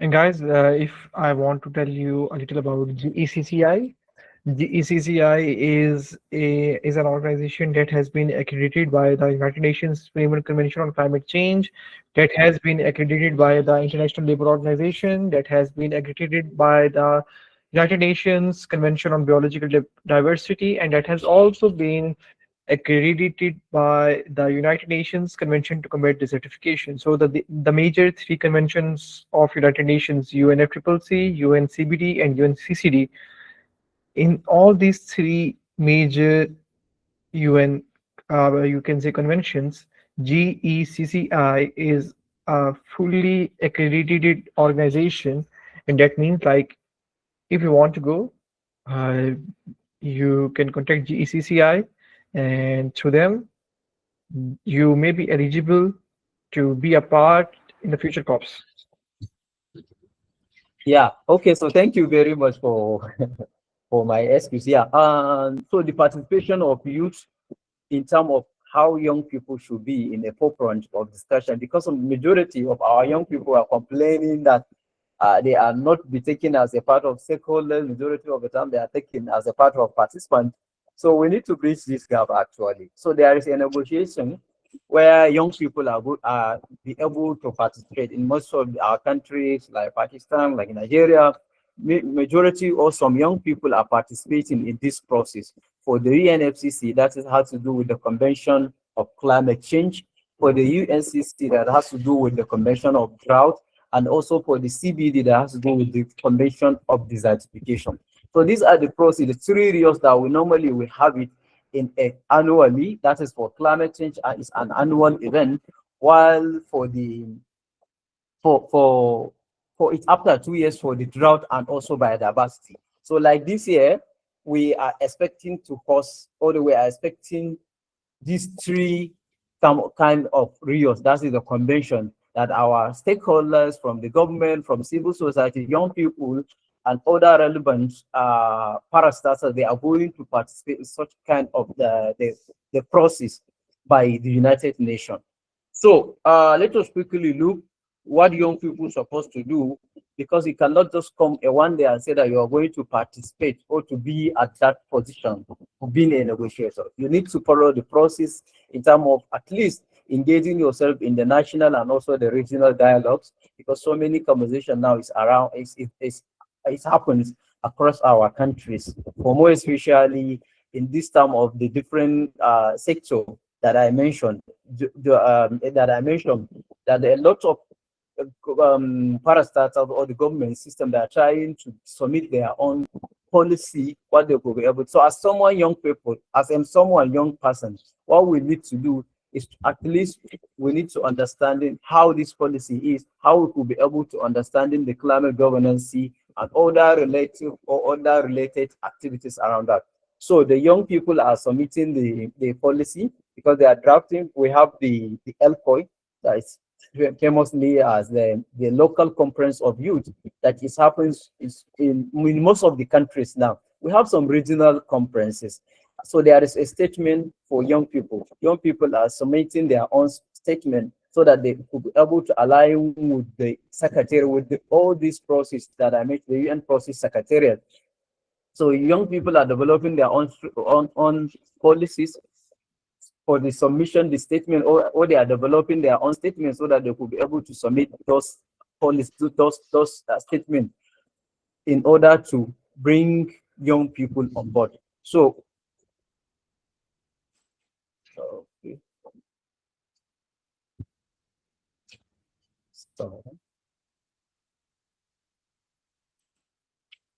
So the role that we could be able to play is a policy advocacy, climate diplomacy, as I mentioned, awareness and mobilization. These are the things that we need to do it actually from our own local level, because whatever we are doing, we need to act locally but thinking globally. So whatever we could be able to do, we need to act at our local level for creating a more awareness, mobilizing more young people to be a participation of the discussion around the climate change and other environment areas. So these are the rules that the young people need to be also be engaging, monitoring, commitment, and other activities which is around. And in our community adaptation, because we have some young people that they are doing their own verse in terms of supporting adaptation and also the mitigation activities which is around. We learn about the what happens around the area of southern part of Nigeria in terms of that area, the plantation that they made, and other activities which is around. We learn up from the previous speaker. So these are the things that young people also are doing for community adaptation, climate education, because I know that the emphasis of now on the UNICEF in most of our countries, for instance, in Nigeria, they have the curriculum, which has to do directly with the climate change education. The UNICEF has developed that through the partnership with Federal Ministry of Education and also Ministry of Environment in Nigeria. They developed. So young people are also trying to do that. I know some of us are leading some initiatives in our various communities. We normally used to organizing the Catch Them Young. That is the initiative by young people bringing the youth or children or students so that they could be able to participate in the discussion, they understanding how they could be able to safeguarding their own environment. So, and also green innovation, how we learn about the solar systems and other renewable aspects. So these are the things that young people also, the lead climate initiate actions that young people are doing, and also the youth movement. This is what brought us here, because with the impact or with the support of the youth movement, young people are trying to have a strong network so that they could be able to bridge in this gap and also bring in so many opportunities around the young people, because we have such kind of the involvement around. Although we know that there are a challenge, because we cannot do anything without challenge. So many countries, developed countries, the promise to supporting, but the limit decision-making power, young people, majority, they have the financial barrier and the capacity gap, because we need to organize in such kind of at least discussion so that we could be aligning, understanding what we could be able to do in terms of our capacity, building the capacity gaps, or we know that the young people are facing challenge in this limited decision making power, and also all representation, under representation. So exactly this is the challenge that young people are facing from their own various communities.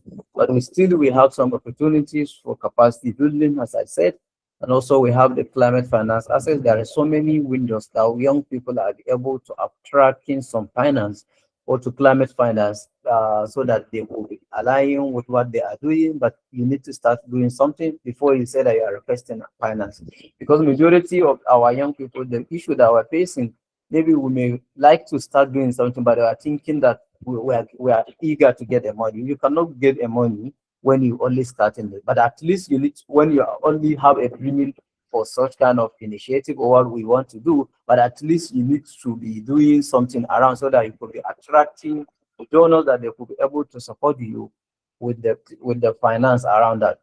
Also, young people are inclusion in the NDCs, because in Nigeria, just recently we submitted our NDC 3.0 around that, while the young people are in the forefront, that they support from the all the process of the NDC in Nigeria. We, even after the submission of the NDC to the UNFCCC, we submit we write and and a letter specifically for young people inclusive, or young people engaging or involving in the NDC Nigeria.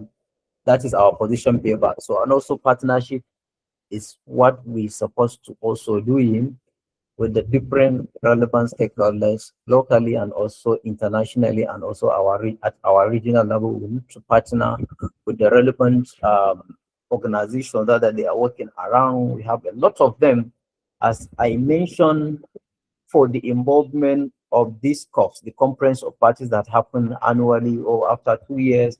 We need to engage in the process for platform for young people. Like for UNFCCC, we have the Youngo, which is under the UNFCCC Secretariat. For the CBD, we have the Youth Biodiversity Network. We need to engage in such kind of platform so that we could be having a strong partnership. And for the biodiversity, for the drought and the desertification, we have the youth caucus that they are handling the activities around for the young people around the young people. So these are the platforms that we need to leverage so that we can have a strong partnership that we could be able also to deliver much, making impact to our communities and bringing more changes with all the complaining or all the activities. So as someone actually that came from the African, and I know that the challenge from the Pakistan and also the African perspective is same thing. So we need to elaborate on our local knowledge, the youth movement, the green innovation, and also the scope-net, the climate impact. So what I'm going to recommend here, the institutionalization of youth participation, strengthening negotiation skills, because in Nigeria now, last year, we train young people on how they could be learning about the climate governance and also climate policy. Now, the climate governance and also the climate policy. We teach them on how they could be able to do, and this year also it is in our plan to teach more young people on how they could be able to strengthen their own capacity, understanding what is going around, because it's not just about participation at such kind of the high level discussion, but you need to know what is going around, how you could be able to support. Even if you are not be selected or you have not been nominated by your own country to be a negotiator, but you need to have an idea, and how you need to know who are those the young people that they are representing your country in terms of negotiation activities around this and that. So these are the things that we be able to do it at least, so that we could be engaging and involving in such kind of discussion. So as we can see from my picture, this is the involvement for the young people. Participation is different from the different countries around the globe. They used to attending the various engagement, which I already mentioned, like conference of parties from their own local engagement. Because the organization that I'm running, actually, from our inception to date, we're organizing more than 500 projects across Nigeria and across the globe. So young people, we are at the forefront to support this area or to support this mitigation or adaptation. on the climate change activities. For more especially when it comes to mobilization, we need to mobilize more people to be engaging and involving in such kind of discussion, as we can also be had maybe from our moderator, they organizing a side event during our discussion or during our program in Riyadh, that is Saudi Arabia. They came and they organized such kind of good event. So such kind of platform give us an opportunity that we could have a more partnership and also leveraging with the great network that they could be supporting us, because we have some youth climate council, some other initiatives which is around the globe that we could be able to leverage apart from the Yongo, because the Yongo it has its own some thematics area or its constituency, different um, groups that you could be able to support, and you don't need to pay anything. Yongo is free of charge that you could be able to engage in such kind of discussion and the process. So, in my conclusion, that these are the things that I'm going to be seeing, because the climate change is share a global challenge. It's a shared a global challenge, but the young people are powerful agents of change. Investing in youth means investing in climate resilience. So we have a lot of things that we could be able to do so that we can support our young people from their various communities, because as I said, that we cannot be able to start doing these such things while we're saying that we want to reach a high level. No, we need to start in the process at from our local level so that we could be able to reach from the higher level. So the young people, we have a lot of things that we could be able to organize from our own different communities that is going to be supporting on the mitigation and also the adaptation challenge of our process in all our various communities. So in nutshell, some engagement, as I mentioned, that is coming, and I mentioned some platform that I want to recommend you so that you could be able to have such kind of opportunities for engaging and involving in this discussion, so that you can understanding the global process and what you could be able to do at your own local level, some actions. So thank you very much for giving me the opportunity to speak, although maybe I make a shortcutting from my presentation, but due to the time factor from my area, actually, I have some another meeting that I'm going to join shortly. So let me give floor for the question and answer. Thank you very much, the moderator and all the participants. Thank you very much. Thank you so much, Dr. Abdul Hamid. Okay, so if you have any question from Dr. Abdul Hamid, you may ask, you may either write in the chat box, or you may just raise your hand and ask your question. And this is like, so for doctor, you have one of the most long question, I guess. So, and this question has been asked by Miss Sumaika, and she's asking, hello, sir, maybe my question is out of topic, but I want to ask, as electric vehicles are using such batteries that once used cannot be recycled and may take many hundred years to decay, then why companies like Tesla has still high sales or not overlooking at this perspective, and what is the other alternative that we can adopt to protect our environment? And the second question is, how can we be a part of GECCI, as I am currently a student? Kindly mention again. Over to you, doctor. Okay, and I don't know whether you could be able to repeat the first, because it seems like she asked a two question, but I didn't have for the complete of the, because she talked about the electric vehicle. Can you repeat that question? Doctor, she asked like, the electric vehicles are using such batteries that if they have been used once, then they cannot be recycled and they will take many hundreds of years to like decay. Then why the companies like Tesla has still high sales, but they are not looking at this perspective? Exactly, because okay, thank you very much for this great question. Actually, exactly, because now if we can see the Fari agreement that was adopted in 2015, if you can testify me that like the current president of the America, that is the Donald Trump, he said that he's out of this agreement. So like company as Tesla, they have their own specific, because even what the United Nations are calling, we cannot be able to mitigate, we cannot be able to eliminate this thing, but we could only have to mitigate, maybe to reduce. If we are trying to reduce it, so we cannot say that all the companies should adopt the system. That is the major challenge that is happening, because sometimes, like for instance, that I went to some training in terms of the charcoal briquette. Charcoal briquette has to do as a form of charcoal for firewood that we're using, but it's from agricultural waste. Before you do this process, you need to burn this, and that, because the process is long. But I'm just highlighting the things around. So some were asking that, okay, you are still saying that you are going to, you are eliminating the emission, but they are still producing the emission. No, because we want to slow down on what we are producing. Now, majority of our countries will be able to find out they are using the CNG, LPG, so that we could be able to at least maybe because we cannot eliminate this thing. We can only maybe reduce it. So that's why we're just trying to see how we could be able to possibility for each and every country to be involved in submitting, agree on the discussion and the agreement. Not some other countries like what the America did.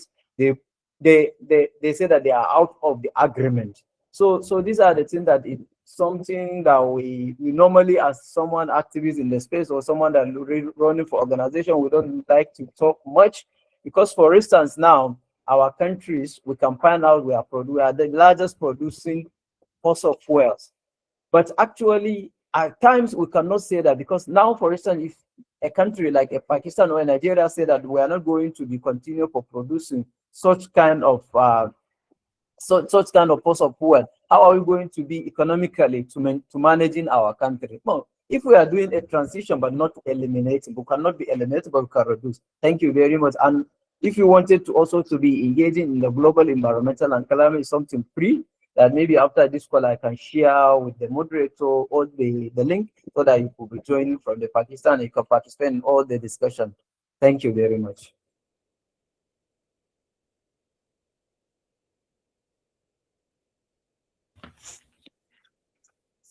Thank you so much, Dr. Abdul Hamid, for that insightful and thought-provoking presentation. And Doctor, we have just one more question, and then I guess we will be moving forward. And that Ms. Hamawas Iftikhar has raised her hand. Yes, Ms. Over to you. Assalamu alaikum, sir. Sir, I have a question. Do attempts to solve climate change risks replacing one global crisis with several smaller but significant problems?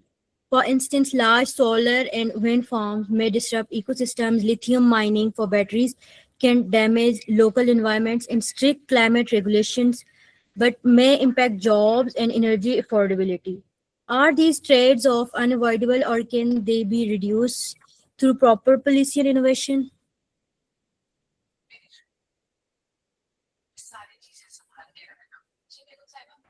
Am I audible, sir?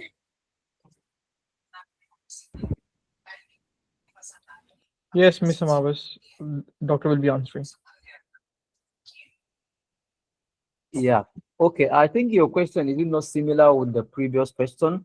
I think it's something similar, that we are encouraging the companies, because as I said that now in most of the cases or in most of the countries, the challenge actually, that's why the developed countries are the one who producing a larger emissions, because they have a lot of companies, and companies that they are producing like batteries and other activities which is around that polluting our environment.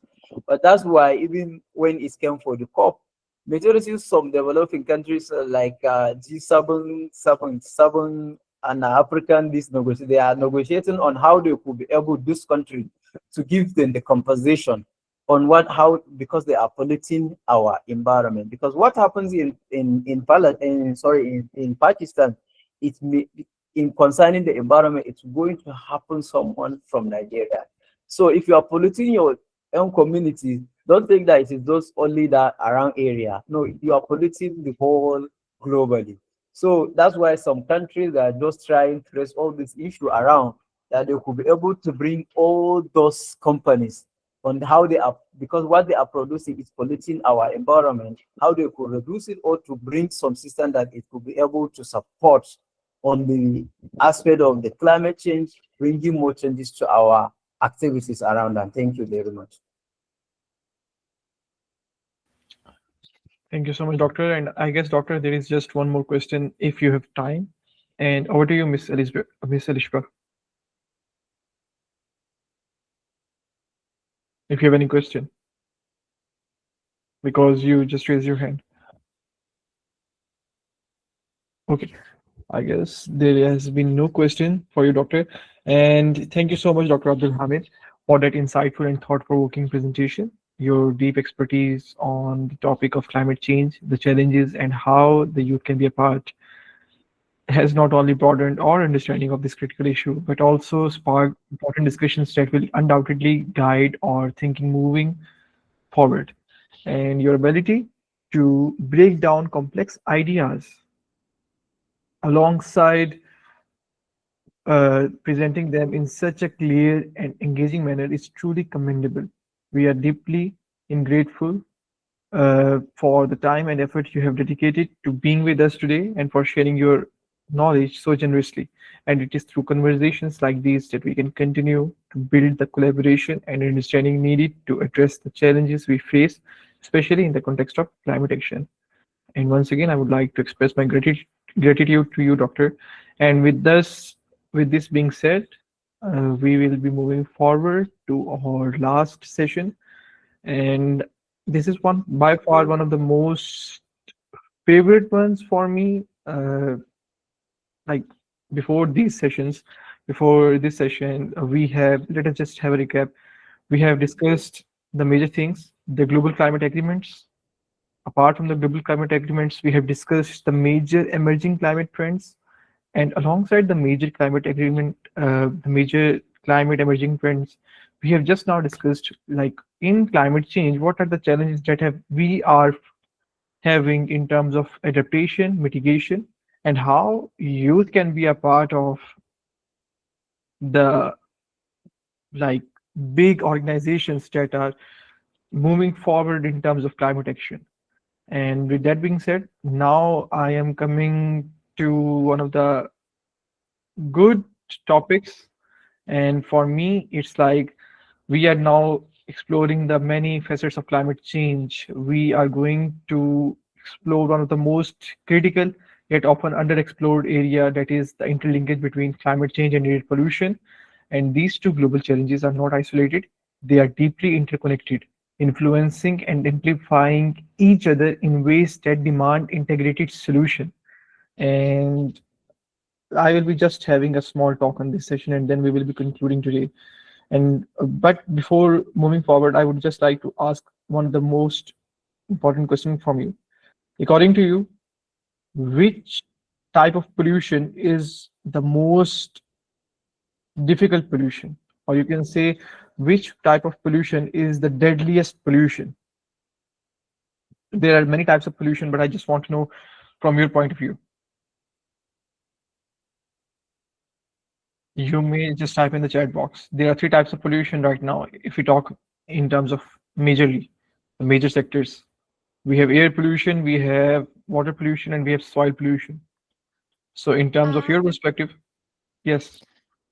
I guess I would say it's wind pollution because as we, as being humans, we inhale oxygen. So when the air itself gets polluted, so that would be more alarming for us. Maybe like it's kind of end to all the human beings and end to this humanity. So I guess it's wind pollution majorly. Thank you so much, Ms. Alishba Jahangir, for having this questions answer. And alongside, we have another answer from Ms. Afifa Zia, and she's saying like air pollution is the deadliest pollution. And yet, I would be asking my second question. According to you, which country has some of the most cleanest cities in the world or cleanest sites in the world? We have 197 countries according to the UN and all the other stuff. And which country has some of the cleanest air in the whole world? Let's just check some of the general knowledge. Miss Farheen is saying Japan. Miss Mavish is The, saying the, Switzerland. Yes, Miss the, Alishka. the ones with more trees and plants. So maybe a Switzerland. Okay. Switzerland, New Zealand, Denmark. Okay, okay. Yeah, but I am saying in terms of most cleanest air. Yeah, And yeah. But in when there are trees, so we can get to know that obviously they clean the environment. So in that term, I was saying. no worries, no worries, no worries. I certainly understand. Switzerland, Denmark, Japan, they are saying some good answers, but it's like a bit trickiest because we are here talking about the cleanest air in the sites. And by sites, I mean to say the areas that are sort of suburban, rural, or even urban. Okay, so let me just tell you Well, Singapore, I guess, Iceland. may I speak? Yes, Miss Isha, over to you. I guess it's Iceland. Last December, I was in Bali and there was this beach. I guess when there are beaches near the area, the air there is more clean. So, in my point of view, I guess it's Iceland. Okay, thank you so much. And let me just tell you, Luxembourg or maybe Finland, New Zealand, Singapore, thank you so much for your contributions, participants. The most, the country that is rich with some of the cleanest air on the planet, that country is Canada. But the truth is, like many Canadians, especially in the urban centers, are finding it more difficult to breathe easy. For example, if I like to tell you, instead of fresh spring air, the first day of Toronto springs, the spring breaks, they arrive in an air quality warning, and thanks to the high levels of air pollution. And if I just tell you one of the data, in 2023, the waves of air pollution in Canada, they passed during the summer surge of wildfires, and thus they impacted the health of many residents in climate, in terms of in the large Canadian cities. So in short, the summary of these two questions is like we are profoundly affected by the air we breathe across the globe. Clinical and public health research has shown that air pollution causes an enormous disease burden and increased hospitalizations for a variety of conditions and diseases. Some of these impacts involve sudden onset breathing problems, but increasingly we are seeing that chronic diseases can also develop from long-term exposure to air pollution. These diseases can be linked to heart diseases, lung diseases, chronic obstructive pulmonary disease, that in short we know as COPD, cancer, one of the most important things. And it is also being researched, and it has been stated in many researches that in early stages of life, the bad air quality can prevent proper lung development in children. Like when a lady is expecting a child, and if she is inhaling bad air quality, then that will also influence and that will also change the morphology of her child. And even if before a child is born, they can experience the effects of poor air quality, as the women exposure to pollutants while pregnant and pregnancy can increase the risk of having a low birth weight child. And also, there are many studies that are stating that due to the bad air quality that we are inhaling, especially the pregnant women, uh, with the modern time and with the more years that we are progressing, it has been stated in many researches that the fertility rate is also declining, and there is there is a very strong chance that like 1 in every 10 women will become, sorry to say, sterile, that they will not be bearing any children in the future due to this bad air quality health. And we know intuitively that clean air is good for us and polluted air is bad for us. But if we talk more about it, let's just have an interlinkage between climate change and air quality, because for now today this is our discussion. We have to know, we have to understand the evolution of climate change. But with all the things prior on the day one and the day two still now, we have not linked climate change with the air quality. So climate change and its root causes are contributing to air pollution in two ways. Let me just tell you. The first way is when climate change causing greenhouse gases are released into the atmosphere, the other harmful pollutants are also released at the same time. And the second reason is the impacts of climate change, such as the increased heat or more wildfires, are also increasing the air pollution. Climate change is associated with four air pollutants in particular that can affect our health. We know it as the nitrogen oxides, the ozone, the particulate matter, and the allergens. In the allergens, we may experience it as like the pollen, the mold, or the mildew, although they are the biggest beneficiaries of climate change.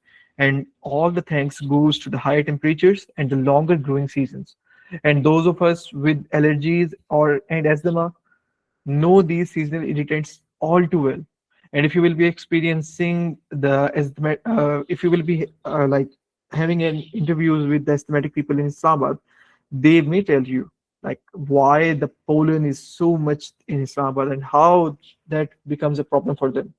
And the longer allergy seasons allow for more of this matter to develop and spread in our environment. In short, so if I have to tell you, heat and pollution work together to expose us to more risks at the same time, and thus they are making us less able to deal with them. For an instance, at elevated temperatures, we tend to breathe in more air, which means we are also breathing in more pollutants. And when it's hot, our bodies try to retain as much water as possible, especially if we don't drink additional water to help deal with the heat. This means our kidneys can become less able to remove toxins from our bodies and by excreting them in the form of urine. So drinking lots of water during high temperatures is helpful not only for the comfort of our body, but also for managing our resilience to poor air quality as well. And chances are that at some point we have all experienced the effects of poor air quality in our whole life.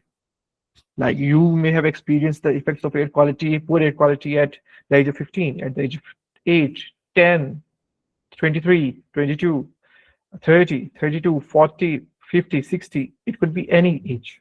And allergens and irritants, they are often causing coughing, sneezing, wheezing, irritation of the throat, and as such, as long as the eyes, and still the list goes on. So the thing is like the pollution in terms of air pollution and climate change, they are mainly caused by burning fossil fuels and they share many of the same solutions.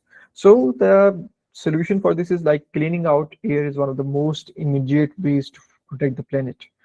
But the definition of air pollution is the contamination of air by toxic or polluting particles and gases. And for the causes of climate change, we have discussed it like the major causes of climate change are often the same as the causes of air pollution. And what are the major causes of climate change?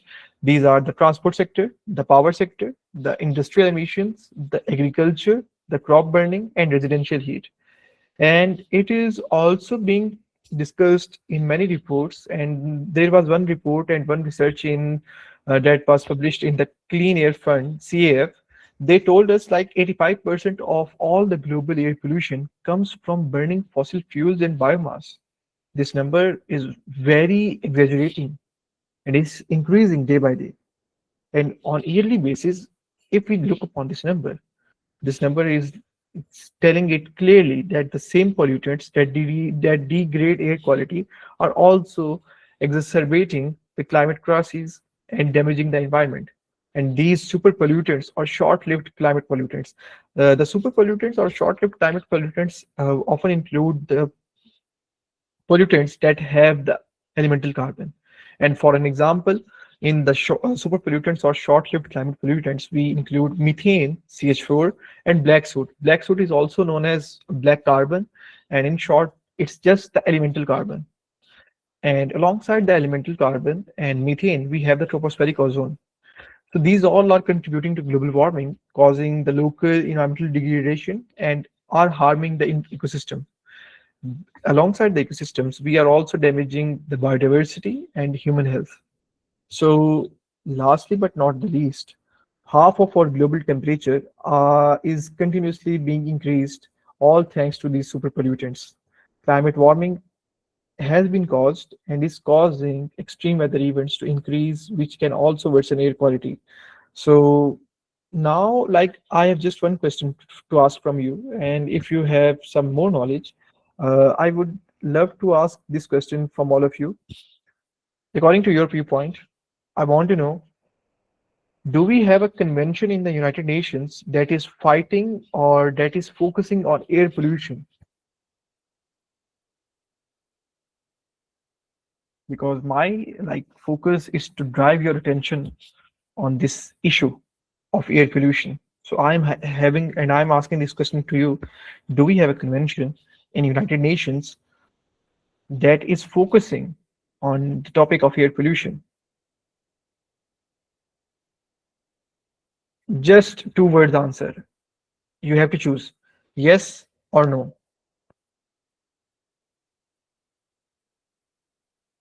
You may be right, you may be wrong, but just contribute. Miss Isha is saying yes. So apart from Miss Isha,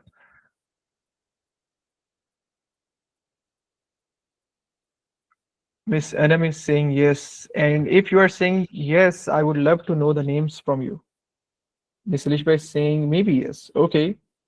No worries, Miss Elishba.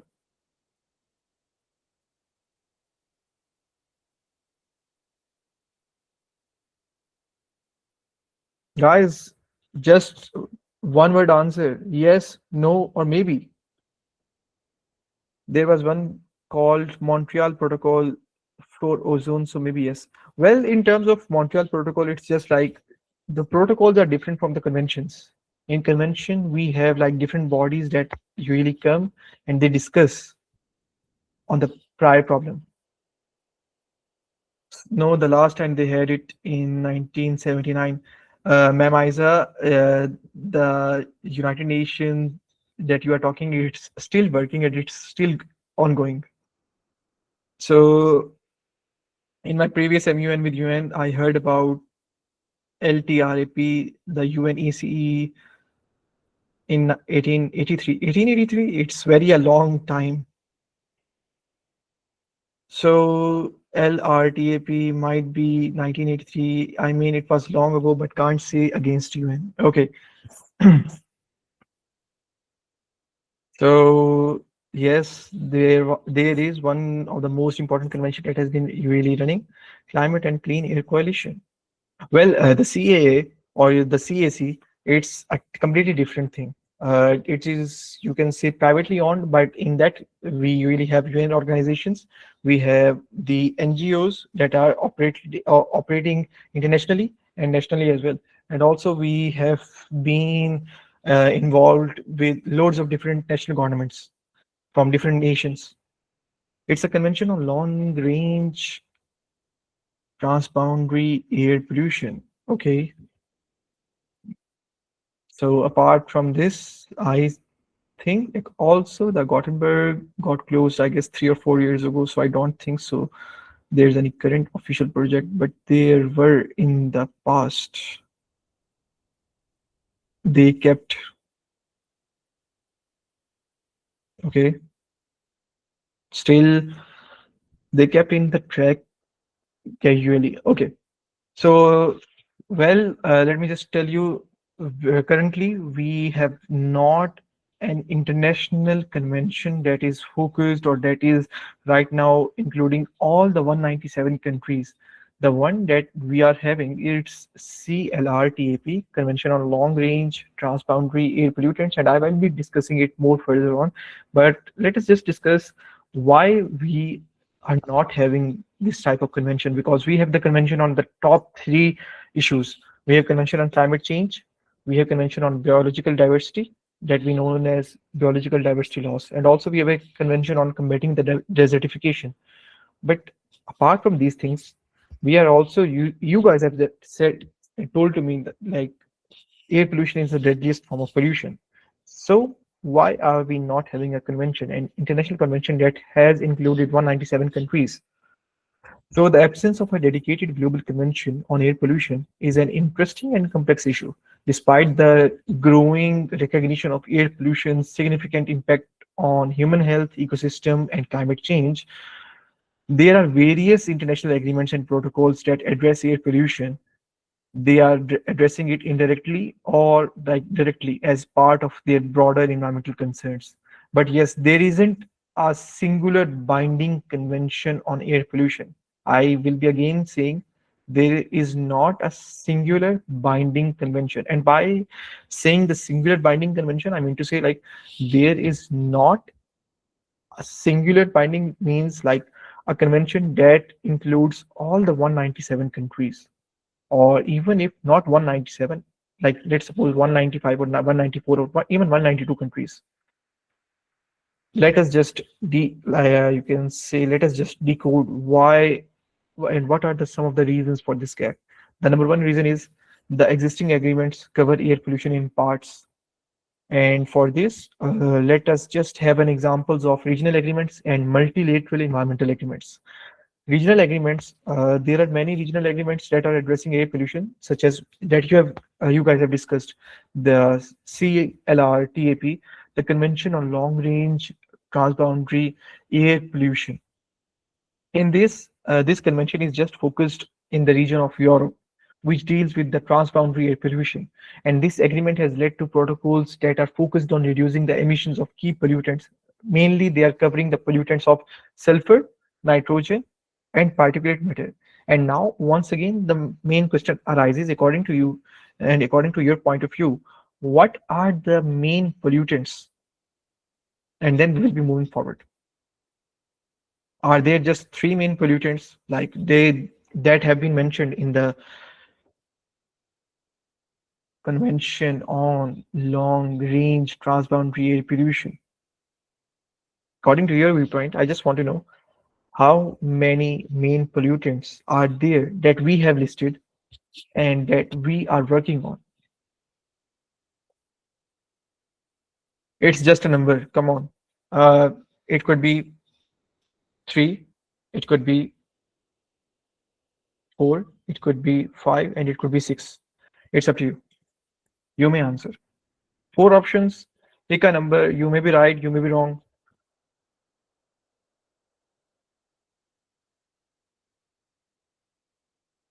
Okay, Miss Isha has said, I would say 8. Okay, Miss Isha, thank you so much for your contribution. And apart from Miss Isha, does anyone wants to add something? Or I guess Miss Afifa is saying 6. Okay, thank you so much. Miss Mavish is saying 6. Thank you so much, Miss Mavish. Okay, so mainly there are total 6 main criteria air pollutants, and the term of criteria air pollutants, it has been came to us by the all thanks to the United States of America. Well, Miss Isha, there will be 6. So let us just like count. Number 1, we have the ozone, nitrogen oxide, sulfur oxide, carbon monoxide, particulate matter, and last but not least, lead. Let me just tell you, in the United States of America Clean Coalition Act, CCA, lead was not mentioned as one of the major pollutants. But after they were searching in their 1970s researches and in their 1970s studies, it was also stated that lead is now influencing more. People are more exposed to lead poisoning. Yes, Ms. Isha, VOCs and ammonia are a part, but if we look upon in terms of the Clean Air Act, CCA, and also if we look upon the acts that have been followed and that have been copied from different nations in the perspective of United States of America, they have just followed the 6 months. VOCs and ammonia are also the part, and if we look upon the VOCs are also divided into 2 types. There is one that is methane, and alongside methane, we have non-methane volatile organic compounds. So this is like this thing. So if you look upon more this thing, and if we look upon more, if we are diving it into more, so we have the Second reason, that is multilateral environmental agreements, and MEAs is in the short form. Air pollution is often addressed under broader frameworks such as the UNFCCC, the Paris Agreement, the Convention on Biological Diversity, and all these conventions, these agreements are addressing the air quality as part of the broader environmental impacts. They are just focusing as the broader side, but they are not focusing exclusively on the air pollution. And the second reason is it's like the lack of consensus on the global enforcement mechanism. Air pollution sources vary widely between regions. For example, industrial emissions may be a primary source in some countries, while vehicle emissions dominate in others. And biomass burning or agriculture might be more significant in developing nations. Let me just give you an example of China. There was a webinar that I was attending from one of the most prestigious Indian scholar, and he just told us that there is plenty of evidence available in the researches if we read the research articles. And he stated that in China, China is one of the biggest emission, or you can say polluters, in the whole continent of Asia. And even in China, two-thirds of the major emissions is coming from the sector of agriculture. Two-thirds. It's an very, very, very incredible number, to be honest with you. And also, if we talk and if we look upon the complexity of global governance, a single global convention on air pollution would require consensus from nearly 200 countries, with varying levels of economic and development, industrialization, and regular capacity. And this makes it harder to implement a convention that is both fair and effective. So we can treat air pollution as a secondary issue to climate change. Right now, all the countries are focusing on the climate change. Air pollution to those countries is just often seen as a secondary issue within the broader global conversation on climate change. They are not thinking like climate change is closely and it's interlinked with air pollution. The focus of the global environmental efforts has predominantly been on reducing the greenhouse gas emissions to combat climate change, and air quality issues are often addressed as part of the climate change discussions. They are not like addressed as a separate entity.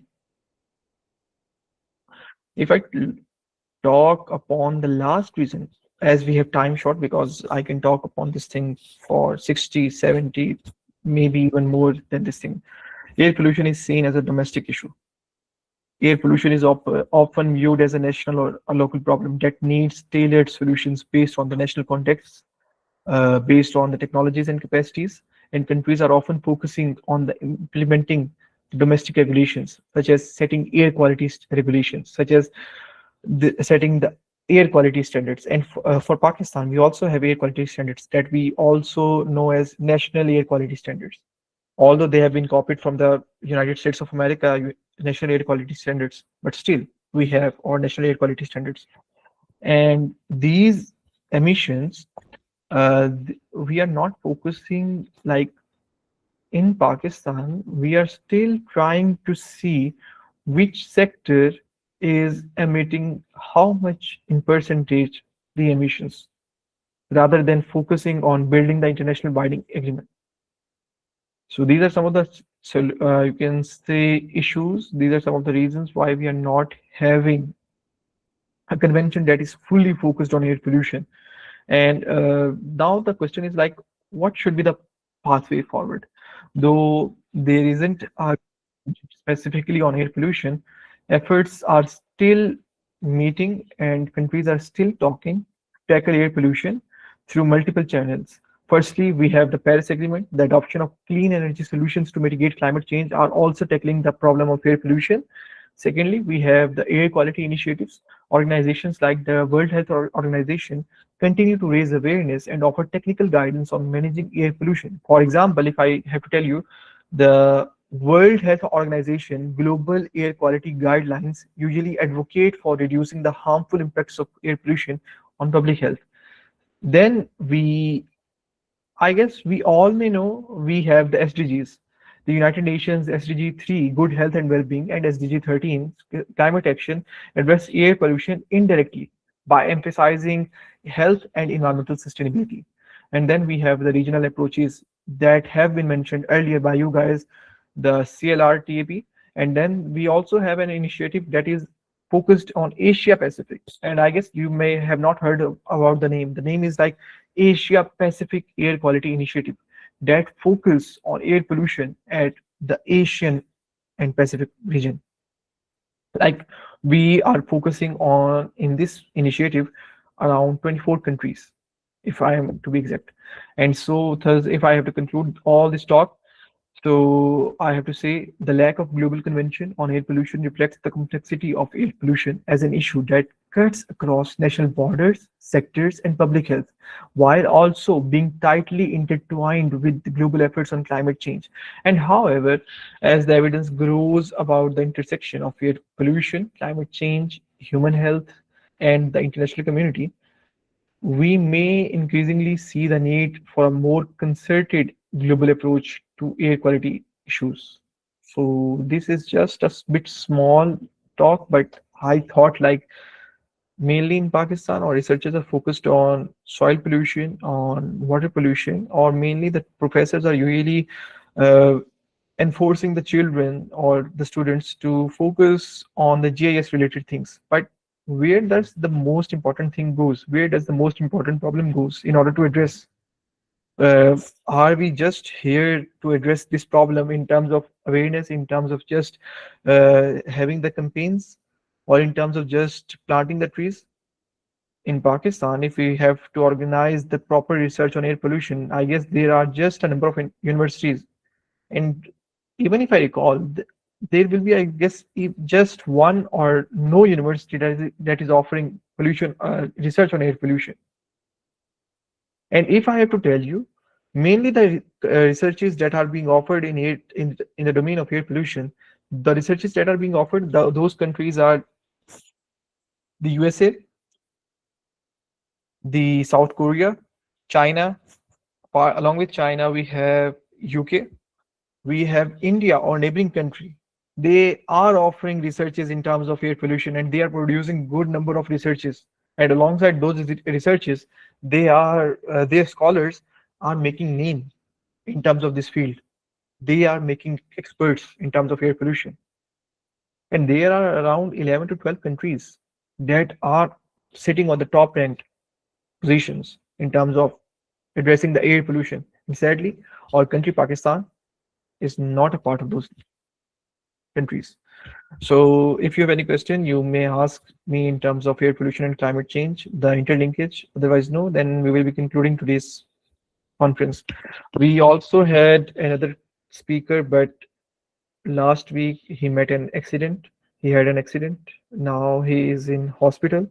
The doctors has advised him to have a bed rest, and probably he will be discharged by next week. So that's why it was very unethical, and it was also not right to invite him at this such occasion because he's in the hospital. So just wish and pray for his speedy recovery. He told me like when he will be moving back to his home and when he will be properly recovered, he will be with us, and then I will be inviting all of you to be in that session to gain all the knowledge that he has, because he is one of the most exceptional speakers, and he has far more greater experience than any of the speakers. So I guess Ms. Afifa is having a question. Why do low emission countries experience some of the worst air pollution and climate impacts simultaneously? Because I guess in the starting I have, and maybe somehow you guys have referred to the answer. The answer is in just one word: transboundary. We cannot control air pollution. The air pollution cannot be controlled within just boundaries, or even for the countries we have borders. We can control the land pollution, we can even control the water pollution because we have the water boundaries as well. But what about the air pollution? Can we make air borders as well? That's why air pollution is a transboundary issue. And in terms of climate impacts as well, Let's just take an example of Pakistan and India. During the winter season, India usually harvests the crops, and there is a tradition like when they usually harvest the crops and when they cut the crops, they they ignite a fire at the crops waste, and due to that fire ignition at the crop waste, it generates a large amount of particulate matter, sulfur oxides, nitrogen oxides, even the ozone as well, and not forget methane. So due to the generation of all these PM and other substances, they will be moving upward in the atmosphere, and due to the winds that will be blowing from one place to another, like let's suppose here is our crops that have been ignited, the substances have been generated, and the wind is coming. The wind will be flowing, the wind will be carrying the substances from place to place, from place to place, and the winds are capable to transfer these substances, these particulate matters, even for hundreds of miles, for thousands of miles. And also they have one of the most special quality. Some of these substances, some of these pollutants have a longer lifespan. Let me just tell you an example. The free radical chlorine, it has a lifespan of 35 days. If we talk about methane, methane has a lifespan of around, if I'm not wrong, for a week. And it's just the beginning for them. If the wind is blowing strong, they will just take no more than, if I have to say, 2 or 3 hours to travel from point A to point B if there is a distance of 100 kilometers. And also, if I have the answer in terms of climate impact simultaneously, the low emission countries mainly, they if they are focusing on the climate impacts, then they are not focusing on the air pollution, and if they are focusing on the air pollution, then they are not focusing on the climate impacts.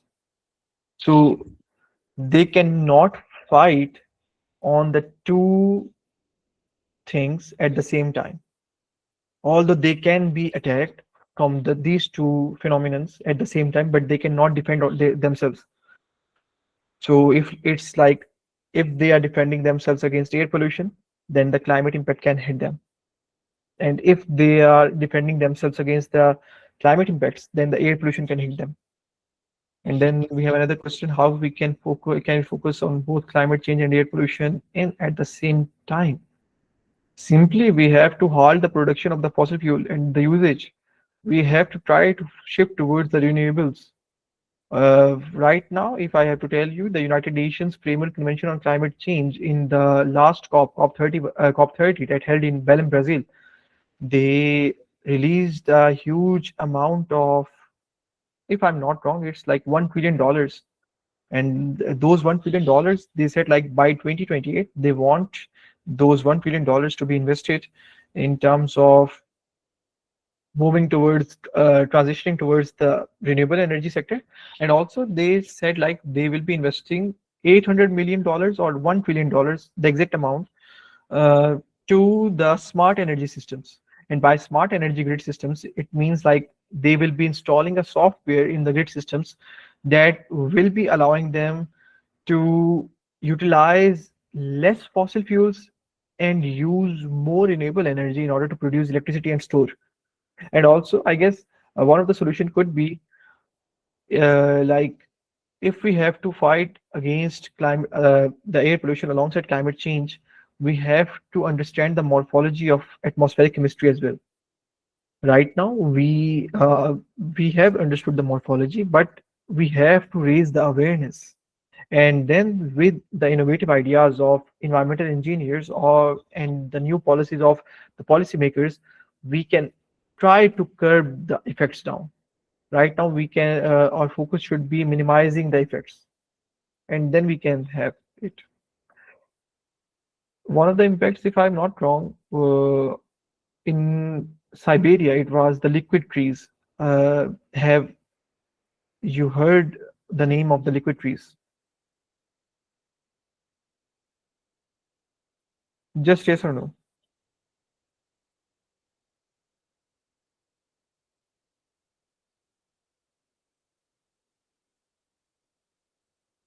Okay, so in Pakistan, if I'm not wrong, back in the start of 2025, there was a still a long, you can say, campaign that was run by the Liquid Trees initiative. Well, a liquid tree is, let me just tell you, an it's a substance. It's sort of mixture that have been developed by with the modifications in the algae, and those algae are basically absorbing all the unpolluted air, and then they are like generating cleaner oxygen for you guys. But it's so much costly. Like in order to make one liquid tree, you have to invest $350,000, and liquid trees can be really time. It will be very, very time taking for in order to clean the air as well. And there was like in Pakistan just for 2 months, if I'm not wrong, the campaign, like they were assigning ambassadors and they were then providing the certificates. But so far, they have not done another thing in Pakistan. So if we try to tackle smoke in North cities, will we be able to reach our climate goals? Well, then the question is still no. You will be able to tackle the smoke just in summers or winters. But what about the rest of the things? And smoke is just made up with smoke alongside the fog. And what about the heavy metals that are in the atmosphere? What about the um aerosol particles that are in the atmosphere? Because in smoke, we usually see the particles that have more size greater than PM10. What about the particles that are very less in size, PM2.5, PM1.0? And if we are not talking about the aerosols, because aerosols, they have a size of very few nanometers till 10 or 20 or 30 micrometer, if I am to be exact. The aerosols have the ability to make your health far more deteriorate as compared to PM2.5, as compared to PM10. I can say if we try to tackle the emissions from transport sector in terms of Punjab province, we will be able to reach our climate goal in Punjab province, because in Punjab, 18% of your emissions, air emissions, are directly coming from the vehicular emission. And then after Punjab, sorry, it's 31. Sorry, it's 31% of your emission. And after Punjab, like after the transport sector, 18% of your emissions are coming from the industrial sector. So we have to try to tackle from the source, not when it has been reached into our atmosphere. So this is the thing. And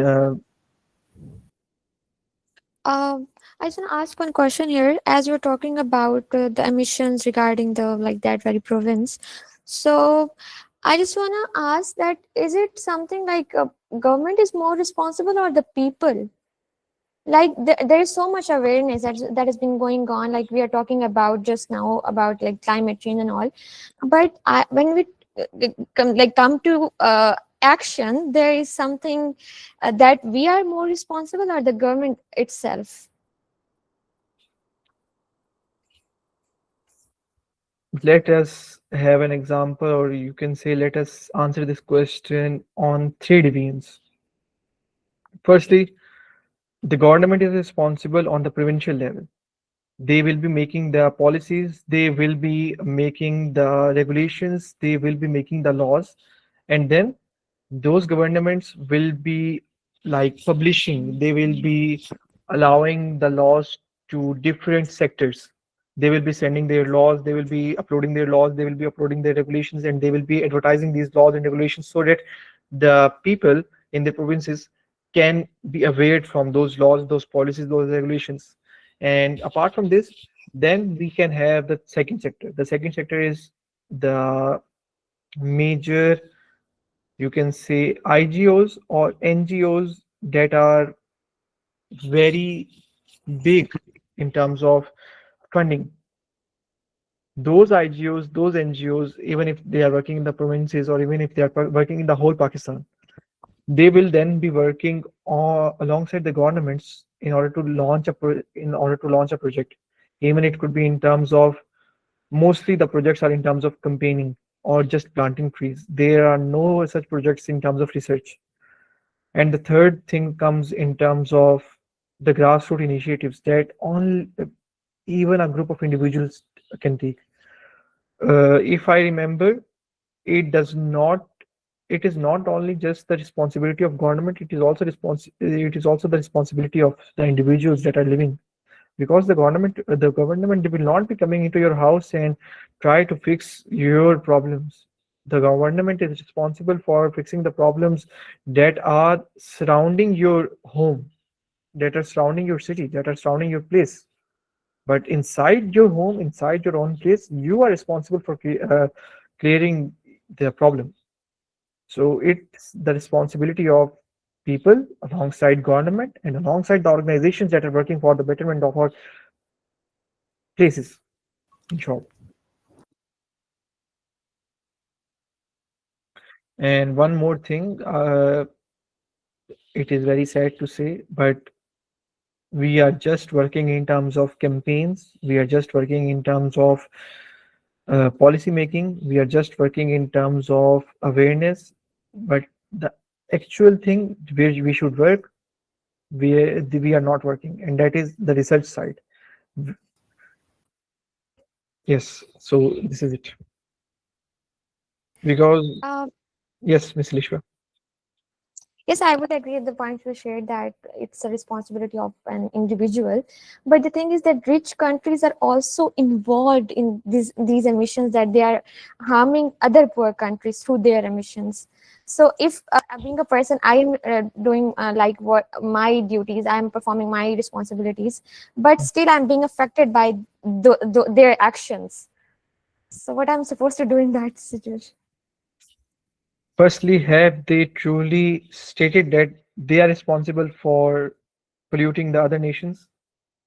They will not accept you. In United Nations corps, there is like the whole war between the developing nations and the developed nations. The developing nations, the least developed countries, they are pointing fingers on the developed nations like, you guys are responsible, you guys are polluting, and they are saying like, why and how are we responsible? We are giving you fundings as you have asked. We are giving you the projects as you have asked, but how come we are responsible? And then they are like saying the United Nations and all other IGOs that we require funding. You may grant us the funding from by taking from the developed nations. And the developed nations stance is like, why should we invest the money that we should invest in our people, at our people, rather than investing at our people? We should be investing into your countries. Why should we do that? So the thing is, the developed countries are not and will not, you can say, accept their mistake. And it is really very difficult for them to accept their mistake at the international media, because if they will be accepting, then they are admitting that they have been responsible for all these things since the prior decades. We can say since the industrial revolution. Then they will be saying like, oh, it's our responsibility, so now we are responsible to pay all the least developed nations, and we are responsible to pay all the developing nations as well. Even in, let me just give you an example. Our Prime Minister Shehbaz Sharif, when he went for the COP29 that was held in Azerbaijan, Baku, he told all the nations, and he addressed in his talk, that Pakistan needs $333 billion in order to tackle against climate change. $333 billion per year. And here the countries, the nations, the developed nations, they are fighting. They are saying like, we will be giving $300 billion per year, but to all the nations. And then there is another war between the developing nations, between the least developed nations, like the division of the funding that they will receive from these so-called developed nations. And China is not considering themselves as the developed nation. They're considering as a developing nation. United States of America, they have stepped out. So that leaves the pressure on just the European Union. And European Union, so far, they cannot invest that much amount into these things. And so if we being the representatives and the negotiators from the perspective of developing nations, what we can do is we can try to make and we can try to take money in terms of projects, in terms of fighting for those projects. Not it's like we try to go into those cops and we try to raise our fingers that you are responsible for this thing. Because if we will be doing this, there will come a point they will be like, okay, so you are considering us responsible. Okay, we are accepting our mistake. We will not be giving you any money. Now do what you can. And then that will be leaving you no chance. There will be very little chance for you even to collaborate with them on that project. So what these nations really do when they are at such UN high level meetings, high level platforms, these nations try to have collaboration in terms of different meetings. And in those 2 weeks of UN high level political meetings alongside the convention, they try to have meetings on that project. And at the end of that whole 2 weeks journey, the project is being formulated. The project is being now in the you can say running phase, and then the developed countries usually invest in the selective developing nation. So that is it. One of the most important thing is like in the United Nations conventions, the developed nations does not accept that they are using fossil fuels. You will not be hearing the word of fossil fuel in these United Nations conventions or in these COPs. It's very difficult to see a representative or a negotiator from a developed nation saying the word of fossil fuels. And just in this COP that have been passed, the COP 30 that has been passed in the Belém, Brazil, on the last day, the concluding remarks, they made a roadmap, and there was just like the developing nations were pressurizing those the developed countries. If there were US, then the situation might have been different.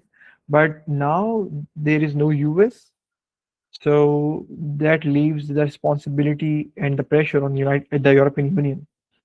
And then there was like the COP 30 presidency. Brazil, the Brazilian president of COP 30, he said like, okay, we will now be creating a roadmap to halt the usage of fossil fuels.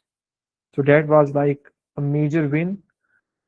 But still, if we look upon the other things, upon the other thematic areas that are of far more major concern, we are still not making that much progress, because the major things, the major negotiators have been out from that. Have been out from that. I am not getting the word. Have not been in the area. They have left out the whole room, and that is the United States of America. Because China, they are considering and they are stating themselves as the developing nation. They are not saying at the international media as like they are developed nations. So you cannot think of getting enough money from China. They will just invest like in terms of hundreds of $1 million. In COP29, I remember the Chinese president Xi Jinping, he said like the China will invest $400 million per year in developing nations, but it's just a mere amount in order to tackle climate change in all the G77 countries. So this is like a whole story. But it's actually interesting if we deep dive into these things, if we deep dive into the policy media. And if you will be having any questions regarding this thing, you may ask. because I am a fan and I really look forward to all these things in terms of policies, in terms of agreements, and I love to read on the policy side, the agreement side. So I guess now we are left with no more questions, and right now in Pakistan the time has also exceeded, and here at my side also the time has exceeded. Okay, so let me just conclude the day two of the international conference.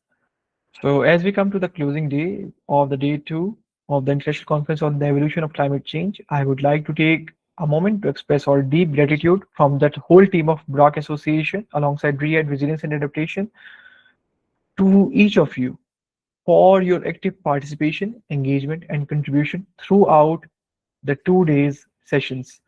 Today, we have had the privilege of exploring some of the most critical and interconnected challenges in the climate science and policy, and that were from the evolving climate trends and the significance of global climate agreements to the complex challenges of adaptation and mitigation and the vital links between the climate change and air pollution. And the discussions, the presentations in the whole 2 days journey have not only deepened our understanding of these issues, but have also underscored the urgency and scale of the work ahead.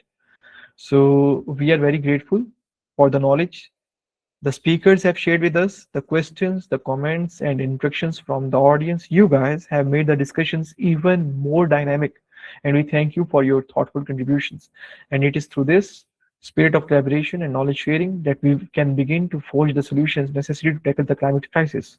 And as we close the today's proceedings, let us take the momentum from these discussions and carry it forward into our work tomorrow and beyond. So we look forward to welcoming you back on another day, on another event for the insightful discussions and the meaningful exchanges. Thank you once again and have a wonderful evening to all of you participants. I would like to request you to please not leave the WhatsApp group that we have created for you guys for your convenience. We will be sharing the snapshots. We will be sharing the forms, those that were discussed with you guys prior the day yeah, like that was discussed, and also the today's form. And we really look forward to seeing you in some more conferences and in some more certifications.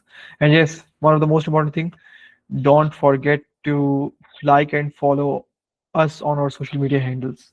We are on LinkedIn as well, and alongside we are also on Instagram as well. So that will give you a more broadened thinking like what we are doing right now at the moment. So this is it. Good night, अपना ध्यान रखिएगा, शब बखैर, अल्लाह पाक की हिफ्ज़ व अमान में रहिए आप सब, और फिर मिलते हैं किसी और दिन किसी नए जोश के साथ, और माइट बी कोई फिजिकल इवेंट हो या माइट बी कोई ऑनलाइन इवेंट हो. सो दिस वाज ऑल. ध्यान रखिएगा. गुड नाइट, शब बखैर.